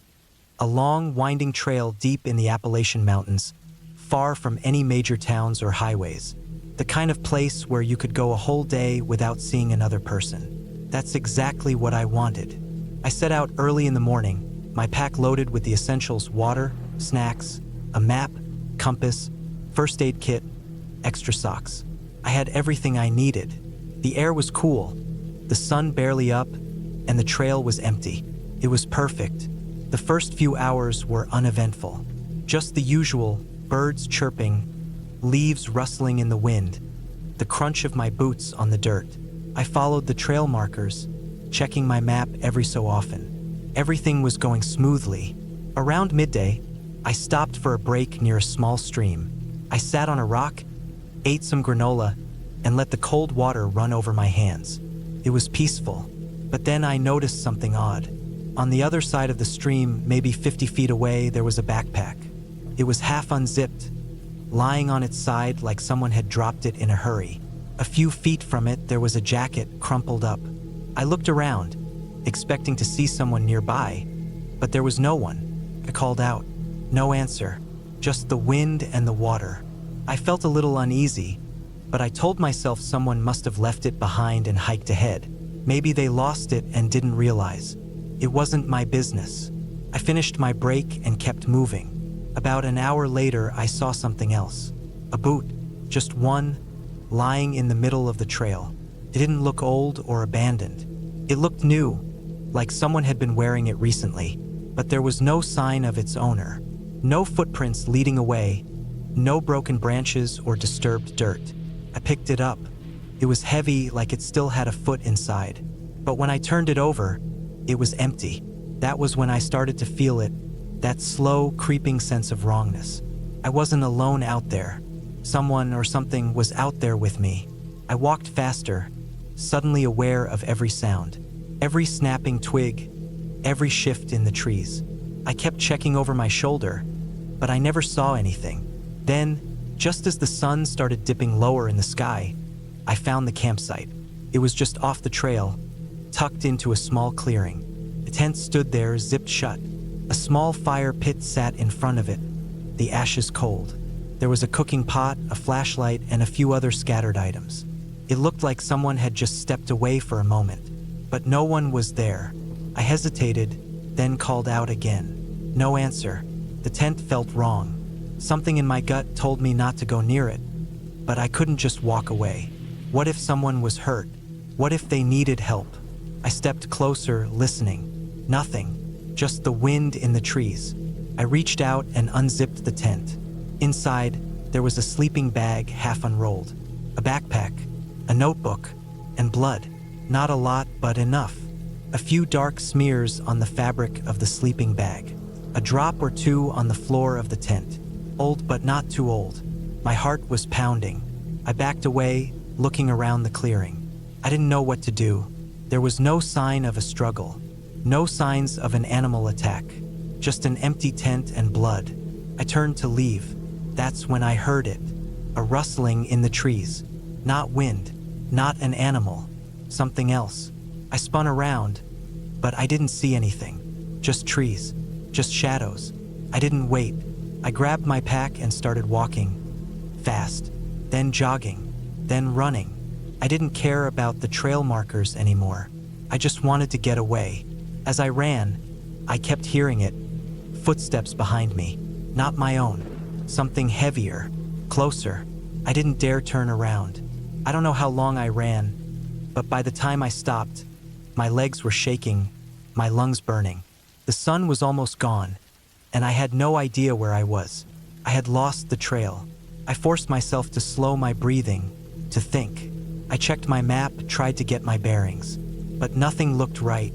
The trees all looked the same, and the light was fading fast. Then I saw it. The boot, the same one I had found earlier, lying right in front of me. My stomach dropped. I had been running in circles. I wasn't alone. Someone was leading me. Panic took over. I turned, ready to run again. But then, a figure, standing between the trees, tall, still, watching me. I didn't stop to see who it was. I ran. I ran like my life depended on it, because I knew deep down that it did. I don't remember how I made it out. Hours later, I stumbled onto a dirt road, half delirious, dehydrated, covered in scratches. A couple driving past found me and took me to the nearest town. I told the police everything. They searched the area, found the campsite, the tent, the blood, but they never found the owner, and they never found who or what had been following me. I haven't been back to the woods since. I was supposed to be back before dark. That was the plan. It started as a solo hike up a lesser-known trail deep in the Cascade Mountains. I had done my research, checked the weather, packed enough food, carried a map, and even brought a satellite phone in case of emergencies. I wasn't some amateur hiker making dumb mistakes. This was supposed to be a simple out-and-back trip, 6 miles up to a viewpoint, then back down before sundown. But nature doesn't care about your plans. The first couple of miles were perfect. Cool air, the kind that wakes you up but doesn't bite. Sunlight filtering through the dense canopy, casting shifting shadows over the narrow dirt path. Birds chirping, the occasional squirrel darting through the undergrowth. I was in my element. No cell service out here, but I expected that. My satellite phone was fully charged. Then, somewhere around mile 3, I noticed something was off. At first, it was subtle, just a strange feeling that I couldn't quite explain. The woods got quieter. No birds, no rustling in the bushes, just the wind pushing through the trees. I tried to ignore it, chalking it up to my mind playing tricks on me. But the deeper I went, the worse it got. It wasn't just the silence. The forest itself started to feel different. The trees were too uniform, lined up almost perfectly, as if planted by hand. The ground was unusually soft, absorbing the sound of my footsteps. Even the air felt heavier, thicker, like I was walking through something invisible but dense. By the time I reached the viewpoint, I was on edge. I took a few photos, forced myself to eat a granola bar, and then decided to head back. The sooner I was off this trail, the better. That's when I saw the boot prints. They weren't mine.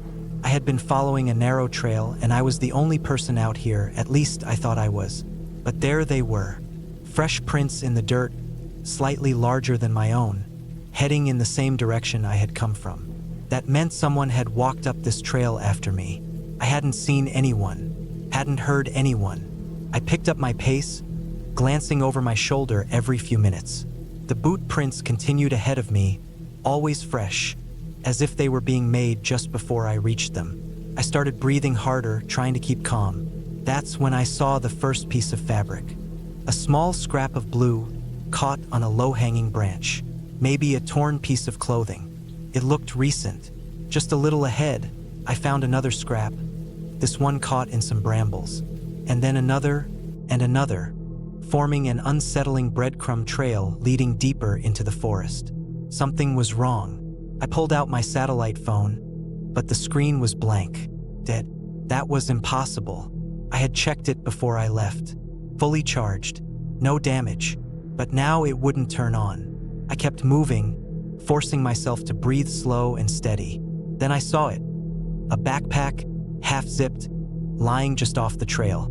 It was modern, well-kept, not something that had been abandoned for long. I approached cautiously, my heart hammering. The straps were torn, as if it had been ripped off in a hurry.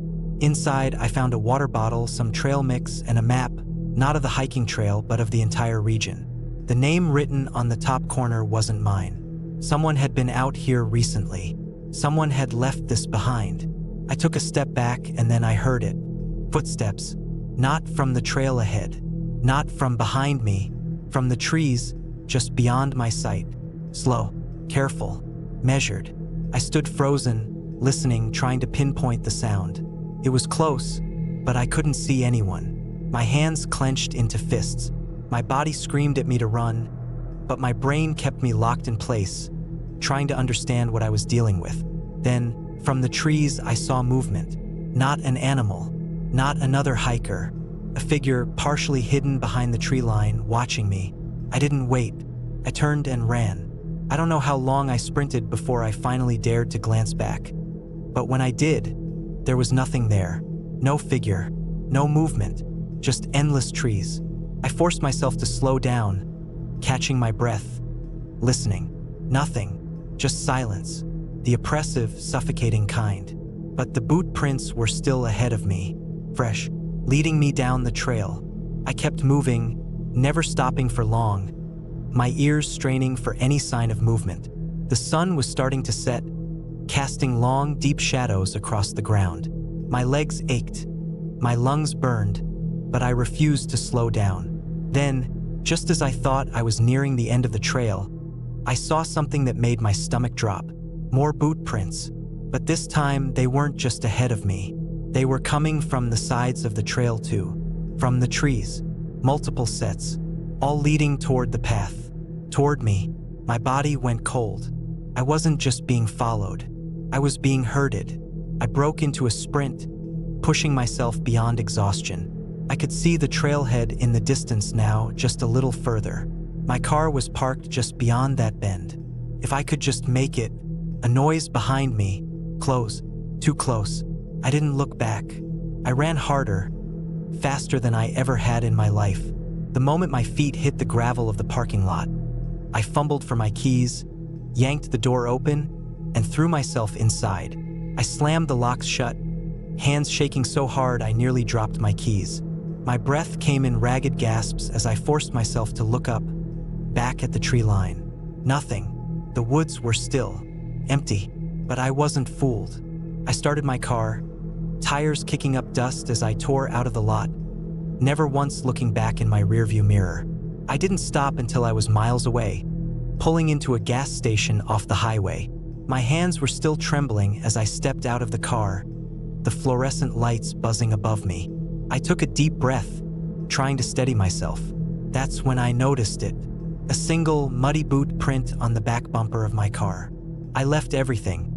My planned hike, my gear, even my love for the mountains, behind that day. I don't know who or what was out there with me, and I don't want to know. All I know is that I was supposed to be back before dark, and I barely made it. I had been hiking for years, mostly alone. It was something I enjoyed, something that made me feel in control.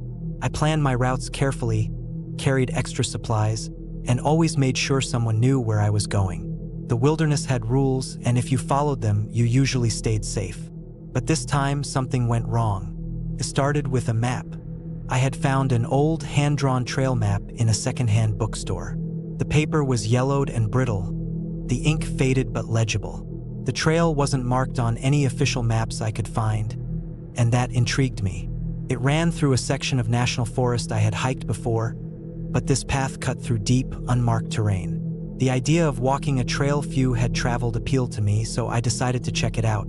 I set out in late morning, following the familiar marked trailhead before veering onto the old path. The first few miles were uneventful. The trail was overgrown but still visible, winding through thick trees and steep inclines. The deeper I went, the quieter it became. The usual background noise of birds and rustling branches faded until I could only hear my own footsteps and breathing. After about 5 miles, I noticed something odd. The ground had changed. The soil was looser, the trees thinner and twisted. It looked like a fire had swept through the area years ago, but there were no signs of charring, just skeletal trees and dry, cracked earth.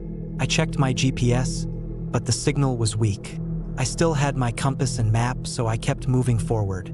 By the time I reached what should have been the halfway point, I started feeling uneasy. The air smelled different, stale, like wet stone and old leaves. My water supply was still good, and I had packed extra food, but something about the place felt wrong. It wasn't fear yet, just a nagging feeling that I shouldn't be there. Then I found the boot print. It was fresh, pressed deep into the dirt, and definitely not mine. I knelt down, examining it closely. It looked recent, maybe an hour or two old. It was larger than my own print, and the sole pattern was different from my hiking boots. Someone else was out here. That didn't necessarily mean anything bad, but I hadn't seen another person all day. There were no other signs of a trail being used. No broken branches, no trash, nothing. I stood up and took a deep breath. My gut told me to turn back, but part of me wanted to keep going, to find out who else was here. I kept moving, but now I was hyper-aware of every sound, every shift of the wind. An hour later, I found something else. pile of bones. At first, I thought they were animal bones, maybe a deer or coyote. But as I stepped closer, I realized they were too clean, too neatly arranged. They weren't scattered like a predator had gotten to them. They were stacked in a deliberate pattern. Worse, some of them looked human. A cold wave of fear ran through me. I turned in a slow circle, scanning the trees. Nothing. No movement, no sound. But I felt watched. I should have left then. I should have turned around, retraced my steps, and gotten out. But I didn't. I convinced myself I was overreacting, that the bones were old, that some weird survivalist or hunter had left them there. Stupid. I kept going. The further I hiked, the more wrong everything felt. The trees grew denser again, their twisted branches clawing at the sky. The air smelled worse, thick and damp. Then I saw the first piece of fabric. A torn scrap of blue nylon, tangled in a low-hanging branch. My stomach dropped. It looked like it had been part of a backpack. I looked around and found more. Bits of clothing, a broken trekking pole, a ripped section of a sleeping bag, all scattered along the trail like someone had been shedding their gear as they moved. I took out my knife and held it in my hand as I walked. I kept checking over my shoulder, listening for anything behind me. My pulse hammered in my ears. Every instinct screamed at me to leave. And then I found the campsite, a small clearing with a fire pit in the center. The ashes were cold, but the logs around it were still arranged like someone had sat there recently. A tent lay collapsed to one side, partially covered in leaves. A backpack, torn open, its contents spilled across the ground. Blood stained the fabric. Not old blood, fresh, dark, sticky, smeared across the tent and a nearby rock. I forced myself to breathe, to think. My hand tightened around my knife. There was no sign of a body, just the blood, the wreckage of the campsite, and a trail leading further into the woods. I was done. I turned around and started walking fast, then jogging. I didn't care about the map anymore, didn't care about finishing the hike. I just needed to get out. Then I heard it, a crunch, not mine. I stopped, heart hammering, and turned my head slightly. Nothing, just trees. I took another step, another crunch, closer this time. Someone was following me. I didn't wait.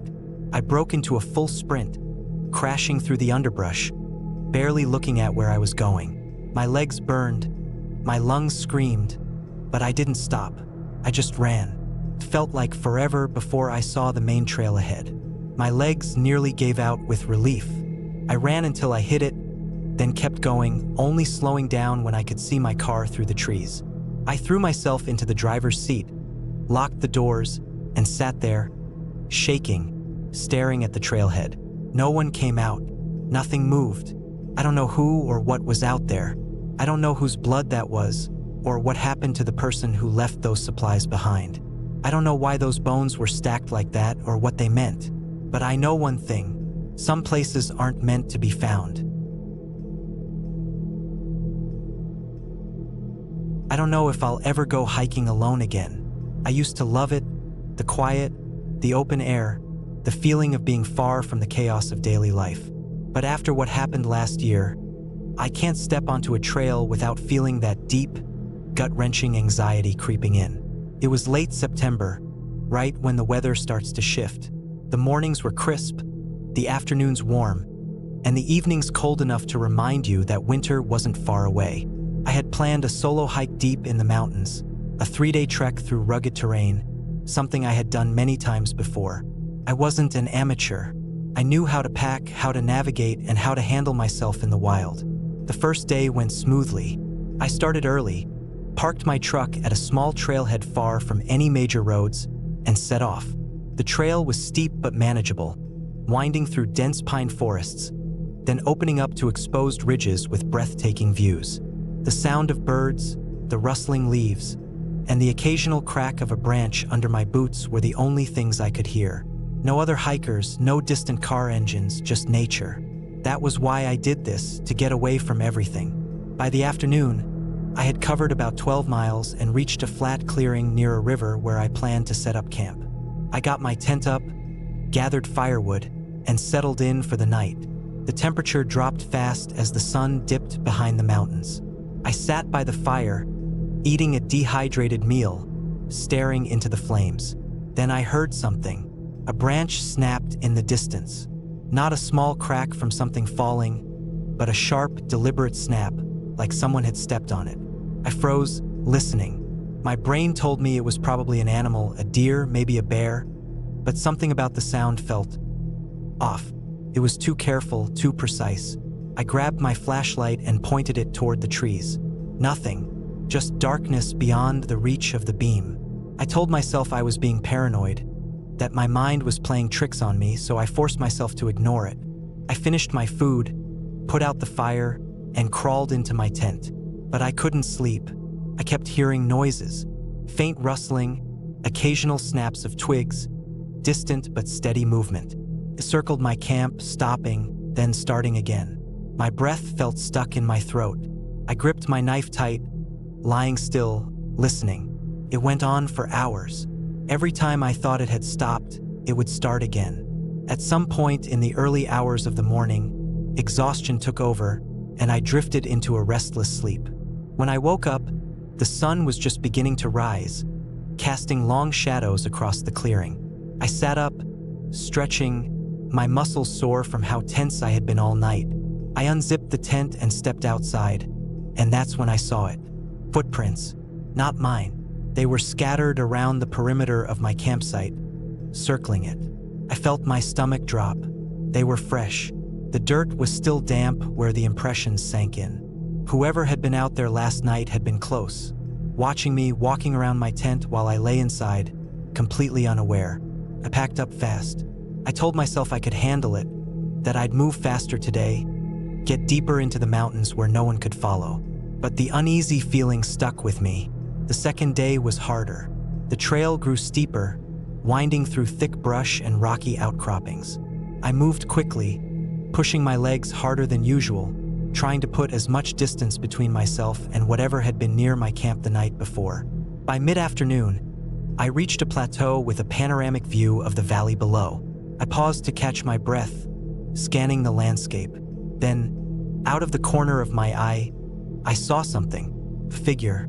Far down the slope, near where I had hiked hours before, someone was standing at the tree line. Too far to make out details, but I knew they were looking up at me. I felt a wave of panic. No one should be out here. This was an isolated route, rarely traveled, especially this time of year. I grabbed my binoculars, my hands shaking as I lifted them. I focused in, my stomach twisting. It was a man. He was dressed in dark clothing, standing completely still. No backpack, no hiking gear, just standing, watching me. I yanked the binoculars down, my heart pounding. When I looked back, he was gone. I didn't stop to think. I kept moving, faster now, my pulse hammering in my ears. I kept glancing back, expecting to see him again, but the forest was empty. The rest of the day passed in a blur of panic and exhaustion. By the time I made camp, I had pushed myself to the edge of my limits. I found a small clearing, wedged between boulders, hoping it would be harder to spot from a distance. That night, I didn't sleep at all. I sat in my tent, my knife in my lap, listening. Every noise made my skin crawl. The wind in the trees, the rustle of leaves, the distant call of an owl. I kept picturing those footprints circling my camp. The man at the tree line. Then, sometime past midnight, I heard it again. Footsteps, slow, deliberate, close. I held my breath, gripping my knife so tight my knuckles ached. Then, just outside my tent, something touched the fabric. A slow, dragging motion, running along the side of the tent. I didn't move, didn't breathe. Then nothing. Silence. I don't know how long I stayed like that. Minutes? Hours? The sun eventually began to rise, and I forced myself to move. I unzipped the tent slowly, peering outside. The clearing was empty, but the ground told a different story. Footprints, leading away from my tent, disappearing into the trees. I packed up and left, fast. I didn't stop, didn't rest, didn't eat. I hiked nonstop for hours, pushing my body past exhaustion, driven only by fear. By the time I reached my truck, My legs barely worked. I threw my gear in the back, locked the doors, and sped down that dirt road without looking back. I don't know who was out there. I don't know what they wanted. But I know this: someone had followed me. Someone had watched me. And if I hadn't left when I did, I don't think I would have made it out. I always preferred hiking alone. It gave me time to think, to clear my head. There was something about being out in the wild, away from the constant hum of traffic and the glow of screens, that made me feel more at peace than anywhere else. So when I got a week off work, I decided to take a solo hiking trip up in the mountains. I picked a lesser-known trail, one that wasn't as touristy, and set off early in the morning with a heavy pack full of supplies. The first day was perfect. The air was crisp. The sun shone through the trees just enough to warm my back, but not enough to make me sweat. I followed the winding trail, taking my time, stopping now and then to snap a picture or just enjoy the silence. The only sounds were the occasional chirping of birds and the crunch of leaves under my boots. I had planned to camp out for a couple of nights, just me and the forest. By the time the sun started dipping below the treetops, I found a small clearing beside a stream. I set up my tent, gathered some firewood, and cooked a simple meal over the flames. The only thing that nagged at me was the feeling that I was being watched. I shook it off as just my imagination, probably just the unease that comes from being alone in the middle of nowhere. But still, I kept my knife close by as I ate, just in case. That night, I barely slept. Every little sound, the rustling of leaves, the snap of twigs, kept me on edge. I told myself it was just animals moving around, but there was something about it that felt off. When I finally did drift off, I had a strange dream about someone standing just outside my tent, breathing heavily. It was so real that when I woke up, I had to unzip the tent and shine my flashlight around just to be sure I was alone. Nothing, just the dark trees and the sound of the stream. The next morning, I packed up and moved on, following the trail deeper into the mountains. Around midday, I spotted something up ahead, an old, run-down cabin, barely visible through the trees. It wasn't on my map, and it didn't look like anyone had been there in years. The roof sagged in places, the wooden walls were cracked and weathered, and the door hung slightly open. Curiosity got the better of me, so I stepped closer. The cabin smelled of damp wood and decay. Inside, the floor was covered in dirt and dead leaves, and an old metal bed frame sat in one corner. There was a table with a single chair, both covered in dust. The strangest part was a pile of old clothes in the corner, as if someone had just left them there and never came back. The air felt heavy, thick with something I couldn't quite place. As I looked around, I noticed deep scratches on the inside of the door, long, uneven gouges as if someone or something had clawed at it from the inside. My stomach turned. Maybe it was just an animal that had gotten trapped inside at some point, but the thought of someone being in here trying to get out made my skin crawl. I was about to leave when I saw something on the floor, a small notebook, half buried under dirt and leaves. I picked it up and flipped through the pages. The handwriting was shaky, uneven. The entries were short, frantic. The first few were normal, talking about the weather and the person's plans for hunting. But as I kept reading, the tone changed. Something is outside at night. I hear it walking. I locked the door, but I don't think it matters. It knows I'm here. I'm running out of food. I don't know how much longer I can stay. The last entry sent a chill through me. It's inside. That was it. No explanation, no signature. Just those two words. I closed the notebook, my hands shaking. The air in the cabin suddenly felt suffocating. I needed to get out. I needed to keep moving. I tossed the notebook back where I found it and stepped outside, taking a deep breath of fresh air. I pushed forward on the trail, trying to put as much distance between me and that cabin as possible. But as the day wore on, the unease stuck with me. Every rustling sound in the trees made my pulse jump. I kept checking over my shoulder, half expecting to see someone, or something, following me. By the time I found a spot to camp for the night, I was exhausted. I set up quickly, ate a small meal, and forced myself to relax. But as darkness fell, the forest felt different.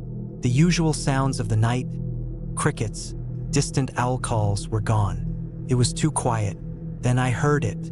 Footsteps, slow, deliberate, coming from the trees. My heart pounded as I grabbed my flashlight and pointed it toward the sound. Nothing, just trees and darkness. But I knew what I heard. I wasn't alone. I didn't sleep that night. I sat with my back against a tree, my knife in one hand, my flashlight in the other. The footsteps came and went, circling my camp. Never getting too close, but never going away. It wasn't an animal. Animals don't move like that. As soon as the sky started to lighten, I packed up and started hiking back the way I came. I moved fast, barely stopping to rest. I just wanted to get out of there. I couldn't shake the feeling that I was being followed, that if I slowed down, whatever was out there would catch up to me. I made it back to my car just before nightfall. I tossed my pack into the back seat and locked the doors the moment I was inside. My hands were shaking as I started the engine and pulled onto the road. Only when I was miles away did I finally start to breathe normally again. I don't know what was out there. I don't want to know. All I know is that I'm never hiking alone again.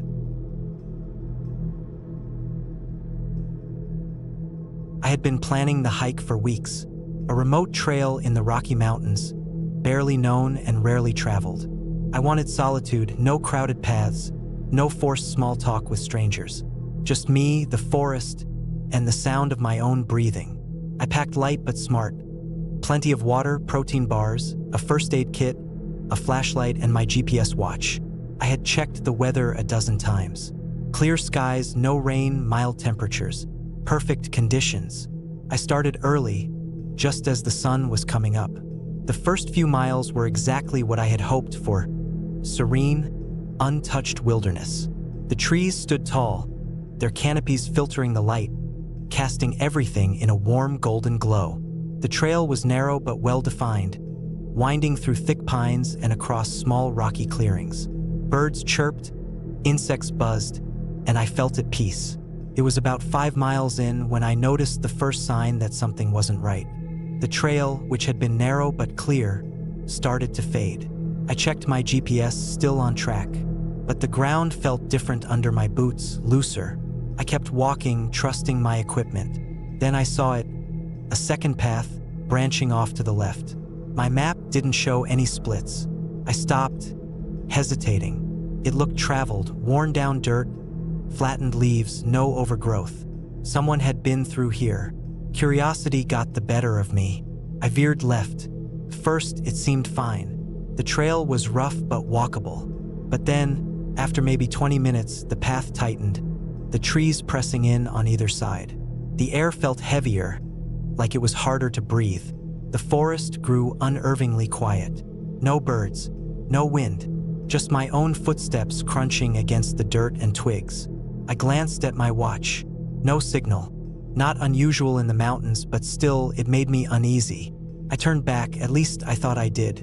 But after a few minutes of walking, I realized the path didn't look familiar, curved in the wrong direction. I stopped, took a breath. I wasn't lost. I just needed to retrace my steps. I turned again, walked another 10 minutes. Still wrong. I was lost. I pulled out my phone. No service. I had expected that, but it still sent a jolt of anxiety through me. I tried to calm myself. I had supplies, daylight, and I wasn't injured. I just needed to find my way back to the main trail. I checked my compass. North. That was the way I had come, or at least I thought it was. I walked in that direction, but after another 20 minutes, the landscape didn't feel right. The trees were unfamiliar. The ground was sloped differently. Panic started to creep in. I stopped again, forcing myself to think. I needed to mark where I was, create a reference point. I grabbed a knife from my pack and carved a deep X into the bark of a tree. Then I walked straight, counting my steps. 50 paces. Another tree. Another X. I repeated this, trying to create a sense of direction. Then I saw it. A boot print. Not mine. It was slightly ahead of me, pressed deep into the dirt. Fresh. Someone else had been here. Recently. Relief flooded me. Person meant a possible way out. I picked up my pace, following the tracks. They led deeper into the forest. moving in a straight line, not wandering like mine had been. Someone knew where they were going. Then I saw something that made my stomach drop. Another print, but this one was different. It was deeper, more scattered, like whoever made it had been running. I stopped, scanning the trees. Nothing but the dense, unmoving forest. I crouched, examining the tracks more closely. The running prints continued for a few yards, then stopped completely. No more prints. No sign of where they had gone. My mind raced through the possibilities. Had they climbed a tree? Doubtful. The bark was smooth, no broken branches. Had they turned and gone another way? But there were no prints leading off in a different direction. It was as if they had just disappeared. A deep unease settled over me. I needed to get out of there. I turned, deciding to follow my own marked trees back. My stomach tightened as I walked. The silence felt oppressive, as if the forest itself was holding its breath. Every rustle of leaves, every snap of a twig sent my pulse racing. Then I saw it. One of my marked trees. The X was gone. I stopped cold. My heart pounded. I knew I had marked it. The bark was still freshly cut, but the X was missing, as if someone had scraped it away. I checked the next tree. The X was gone there too. Someone was following me. I forced myself to stay calm. Running would be a mistake. I moved steadily, my hands shaking, my breath shallow. Then, ahead on the path, something moved. A figure, standing, motionless, half hidden behind a tree. I didn't call out. I didn't move. I just stared. And then, slowly, the figure stepped back, vanishing into the trees. I turned and ran. I didn't care where, I just ran. My legs burned, my chest ached, but I didn't stop. I crashed through bushes, over rocks, desperate to get away. Finally, I saw it, the main trail. Relief hit me like a wave. I stumbled onto it, gasping for breath. I didn't stop running until I reached my car. I locked the doors, my hands shaking as I fumbled with the keys. The engine roared to life, and I sped down the empty road, not looking back. I never found out who or what was in those woods. I never went back, and I never will.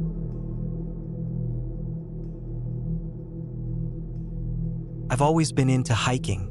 There's something about being deep in the woods, away from people, away from the noise. It's just you and nature. I've done dozens of trails alone, never had an issue. Last summer, I decided to hike a remote trail in Montana. It wasn't anything crazy, just a 15-mile out-and-back route with some good elevation gain. It was one of those lesser-known trails, not popular enough to be crowded but not completely abandoned either. The weather was perfect, clear skies, mid-70s, no rain in the forecast. I got to the trailhead early in the morning. There were only 2 other cars parked there, probably from backpackers who had stayed overnight. I locked my truck, shouldered my pack, and started walking. The first few miles were easy, wide, well-trodden paths, occasional wooden signs marking the way. Birds chirped, the breeze rustled through the trees, and I felt completely at peace. About 5 miles in, the trail started getting narrower. The trees thickened, and the sunlight barely made it through the canopy. I liked it better that way, less exposure, more of that deep woods feeling. The only sounds were my footsteps, the occasional squirrel darting through the underbrush, and the distant rush of a creek somewhere downhill. Around mile 7, I took a break, sat on a fallen log, drank some water, ate a protein bar. The forest was completely still now. No birds, no rustling leaves, nothing. I've heard about this kind of silence before. When animals go quiet, it usually means a predator is nearby. I told myself it was just a mountain lion or a bear somewhere in the distance. They usually avoid people. I kept going. The trail became steeper, the trees denser. My GPS watch said I was nearing the halfway point. That's when I saw it. A boot, just one, lying in the middle of the trail. It was old, dirty, the laces frayed. It looked like it had been there for a long time, maybe years, but there was something off about it. It wasn't just discarded, it was placed there, right in the center of the path. I don't know why, but it unsettled me. I stepped around it and kept walking. A few minutes later, I saw something else. A ripped piece of fabric stuck to a tree branch. It was dark green, almost blending in with the foliage. I stopped and stared at it for a while. It looked torn, like it had been snagged while someone was running. I looked around. Nothing. Just trees, stretching endlessly in every direction. I kept going, but my pace had slowed. I was more aware now, listening harder, watching my surroundings. Then I found the backpack. It was sitting just off the trail, partially hidden by ferns. It was faded blue, zippers open, contents spilled out. A water bottle, some granola bar wrappers, a map. The map was old and torn, the edges yellowed. I knelt down, poked through the bag. No wallet, no ID, just camping supplies. I looked around again. Nothing. A weird feeling crept over me. I wasn't alone. I couldn't see anyone, couldn't hear anyone, but I knew someone was out there, watching. I straightened up and started walking again. Faster now. My heart pounded in my chest. Every few steps, I glanced over my shoulder. The trees seemed thicker, the trail darker. My legs ached, but I pushed forward. Then I smelled it. Something rotten, like meat left in the sun for too long. It hit me all at once, a wave of nausea rolling through my stomach. I stopped, covered my nose with my shirt, and looked around. There was something off the trail, just a few yards into the trees, a shape half hidden by bushes. I didn't want to look. Every part of me screamed to turn around and leave, but I couldn't help myself. I stepped closer. It was an animal, a deer maybe, or what was left of one. It had been there a while, bones sticking out through torn flesh. But something was wrong. It wasn't just eaten. It was arranged. The bones weren't scattered like a predator had been at it. They were placed, deliberate, like someone had been messing with them. I took a step back. That's when I heard it. A branch snapping. Close. Too close. I didn't stop to look. I ran. I don't know how long I ran, but my lungs burned. My legs screamed. I only stopped when my body couldn't take it anymore. I doubled over, hands on my knees, gasping for air. Silence. Then a whisper. Not words, just a sound. I bolted. Didn't care about the trail anymore, just ran downhill through bushes over fallen logs. My arms got scratched, my clothes torn, but I didn't stop. I could hear something behind me. Footsteps. Heavy ones. I hit the trail again, nearly falling forward. My truck was still miles away, but I ran like I'd never run before. Eventually, I saw the trailhead. My truck. I didn't slow down. I yanked open the door, threw myself inside, locked the doors, and started the engine. As I pulled out, I glanced back at the trees. Something moved, just a shadow slipping between the trunks. I don't hike alone anymore.